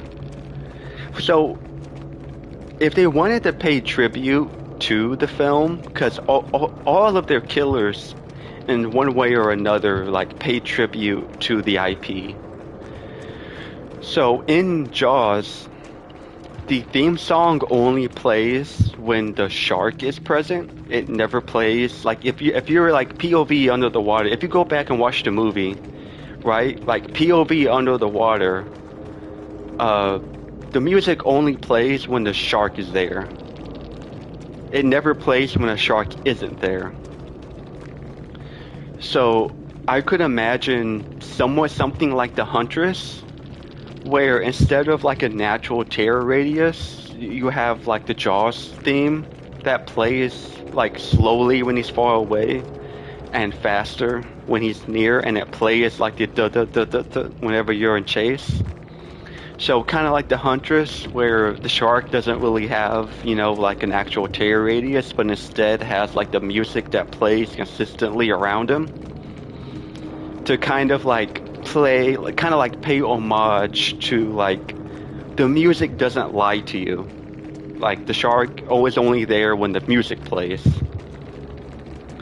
And I can imagine like a shark killer in this game working very well with like the mechanics of the game.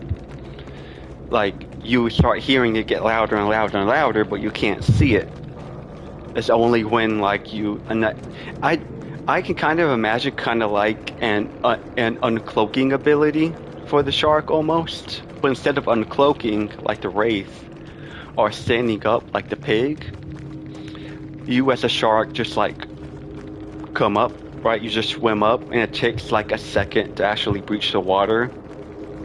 And of course, with that, you could also have add-ons where it's like you come up and like you apply hindered to a survivor or something like that. I don't know. Thinking about ways that a shark could, like, the only setback for Jaws being added is like the only setback, the only honest to goodness setback is just making it mechanically work, which is funny because that's the exact same setback that the movie had. But like mechanically making it work, like, do you have the entire map water, like water under you, but you can walk on it because it's, a pocket dimension, it's not reality? Do you have it to where there's like sea life under you, or is it like shallow water that's only ankle deep, but yet as a shark, if you're playing as a shark, you actually have like an ocean under you or something, like there's a lot of cool ways. And of course, like there's a lot of different ways, like vaulting a window would be as easy as a shark literally just swimming under it. And opening a locker would be as simple as the shark just like bumping into it with its big snout and the locker opens. Carrying a survivor also, like just have the shark carry it, like carry the survivor in their mouth. And hitting a survivor as just, like bumping it like really hard with your snout, And I know that may seem like a little unrealistic, not unrealistic, but like funny, but the knight, his hit animation when he's carrying a survivor is to hit someone with the pommel of their sword. So I mean, it's the same thing, right? Just like a blunt hit, let's just like bop, just hit him. I don't know. I think a Jaws chapter would work very well. Just like a Jurassic Park chapter would work very well. I'm interested to see how this angel killer works out, because I am so curious as to what the next like archetype it is that we are gonna get for Dead by Daylight. Because we have like normal people like the Trapper and Hillbilly. We have like sorta spirits with the nurse, kinda. We have actual spirits with Spirit and Onryo. We have like a Jekyll and Hyde, like a mutated individual like Blight. We have Alien, like we have an alien with the Xenomorph. We have a killer AI with the Singularity.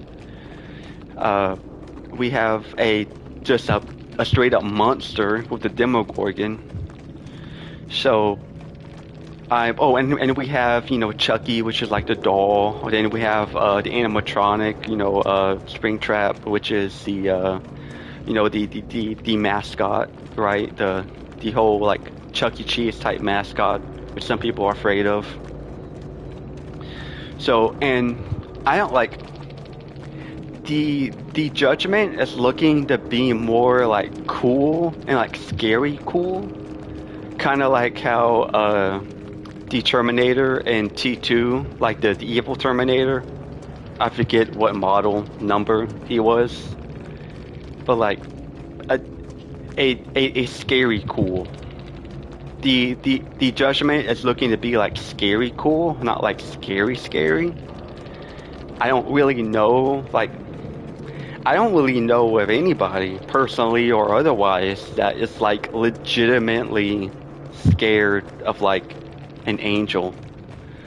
I know it's like a common thing in the Bible, right? Like be not afraid, and like not so much a creature, but like the being in front of them is like incomprehensible. If you ever like read those parts of the Bible.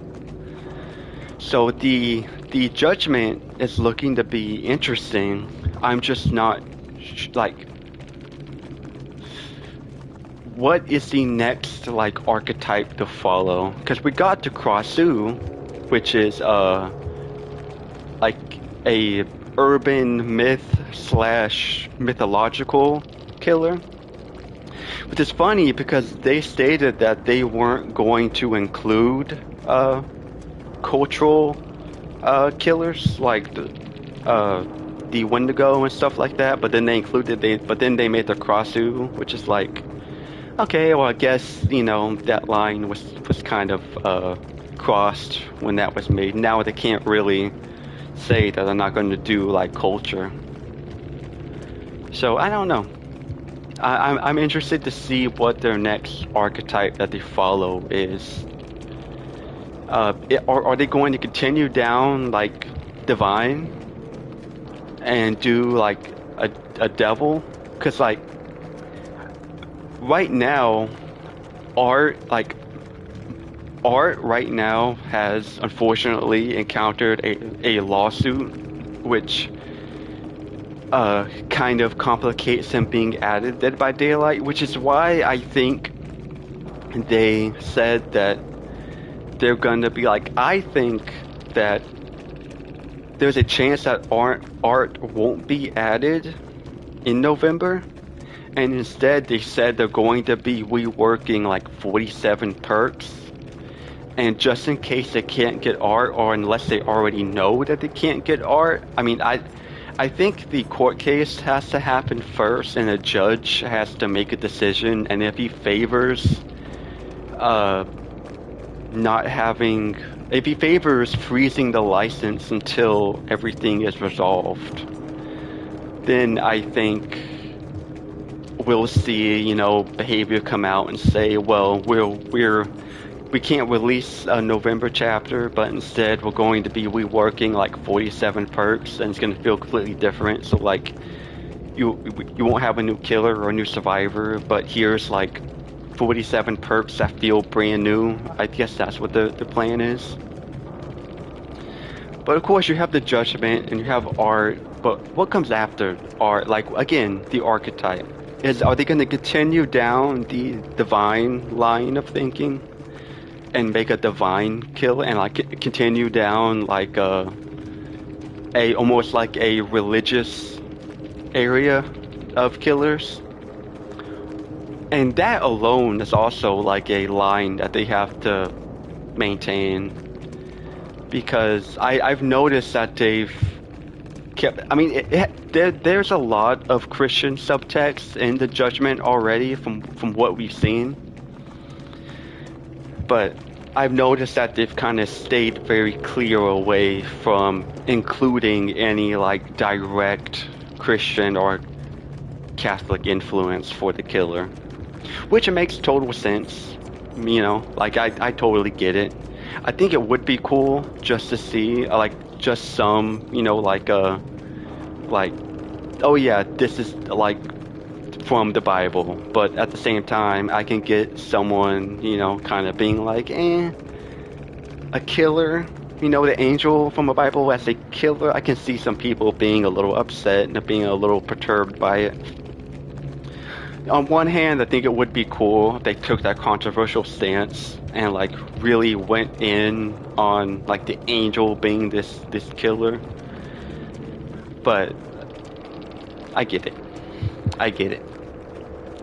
As for what comes after, I don't think they could continue towing the line of safety when it comes to a religious area of characters.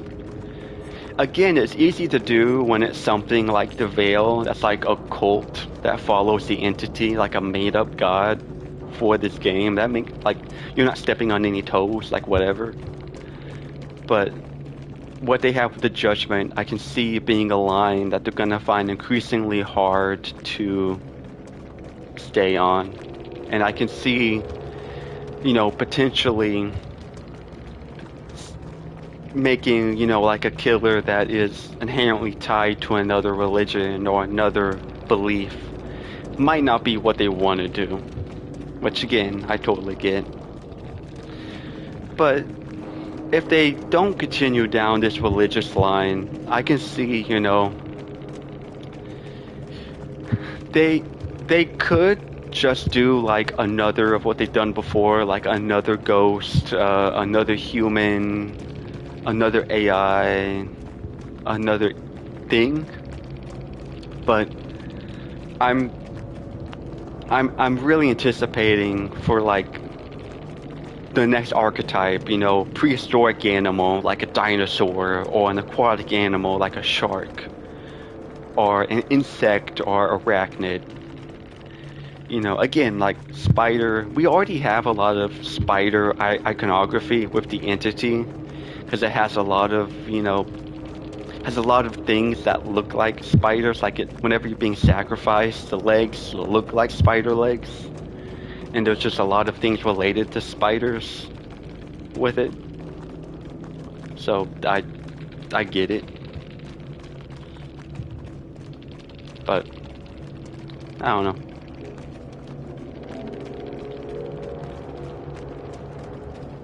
For me, I'm kind of just waiting for like a dinosaur or like an animal. I know the danger of having an animal would be like, you know, like abuse or whatever, but I don't know. I think if it's like a shark or something, it's like whatever. Punch a shark in the snout, like whatever. Being attacked by a shark is kind of what you do. It's like with the Hound Master having her dog attack you. The animation is not hitting the dog or anything. It's literally just pushing him away. It's like okay, yeah, I get it. But you know, a shark, a spider, just anything like that. If they do continue down the line of like these religious styled killers or characters, I don't know. I think that might be really interesting to see, and see how far they go and what kind of lines they choose to cross or not cross with what they implement. I mean, the easiest thing to do was just stay in the Catholic or Christian area, because there's very little, unless you actively try to offend with your portrayal of, you know, like because there's already a lot of belief that, like angels or whatever are fighting demons already. That's already a belief in Christianity and everything. So continuing down that road, but at the same time, you also come across just kind of being a little bland, because if you release a Judgment and then release like another killer that is similar, it's like, okay, well, to make it different, you kind of have to delve further into scripture to make it a bit interesting. And again, stepping on toes, but that's like the safest. If you're gonna step on any toes, those are the safest ones to step on, because not a lot of other religions are really keen on having any of their holy aspects portrayed in a game like this. It's why it's mainly Christianity and Catholicism that's like portrayed so often in the media like it is, because it's like the easiest thing to portrayal. Like, I don't think any Christian is mad that Indiana Jones found the Ark of the Covenant. I don't think any Christian is mad that Indiana Jones, actually not Indy, but the Nazis opened the Ark of the Covenant. I don't think anybody is mad that Indy knew that he couldn't look at the beings that came out of the Ark because you would die if you looked at them. I don't think anybody's mad. I don't think anybody's mad that Indy found the goblet that Jesus drank from. It's like, and if you played the Great Circle, finding Noah's Ark and like working alongside the descendants of the Nephilim, it's like, I don't think anybody's mad about that. It's like, again, if you're gonna step on any toes, those are like the safest toes to step on, because media regarding Christianity and Catholicism have been around for so long that as long as you do it in a way which is either cool or isn't outright looking to offend. Again, like, no Christian's upset that, the Nazis opened the Ark and they died. Like, that's kind of true to how it's portrayed in the Old Testament. Like, you don't open it. Well, like, in regards to the world of Indiana Jones and how it's portrayed in the world, in real life it's, totally different. But in the world of Indiana Jones, like, yeah, you don't open it, you don't look inside, you don't do anything, it's not for you. Like, just don't mess with it. So I don't think, again, if they're gonna go any further in like the religious area of these characters in a game that appeals to so many people in a wide variety of belief and cultures, then it's like the safest thing to explore.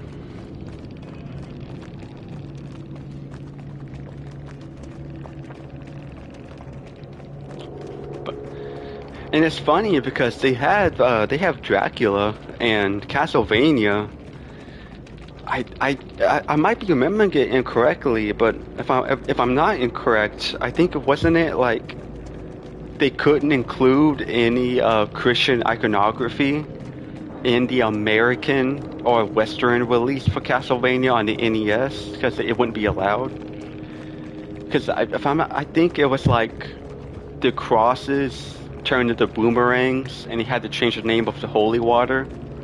And even in the anime for Castlevania, they explain like the religious significance against vampires as being like it was something like vampires like nearsighted or something, so like throwing a cross throws them off, but it's weird. But again, it's like the easiest thing to portray and the easiest thing to kind of relate to and the easiest thing to implement in a game like this where there's so many people playing it, and it's important to keep your player base.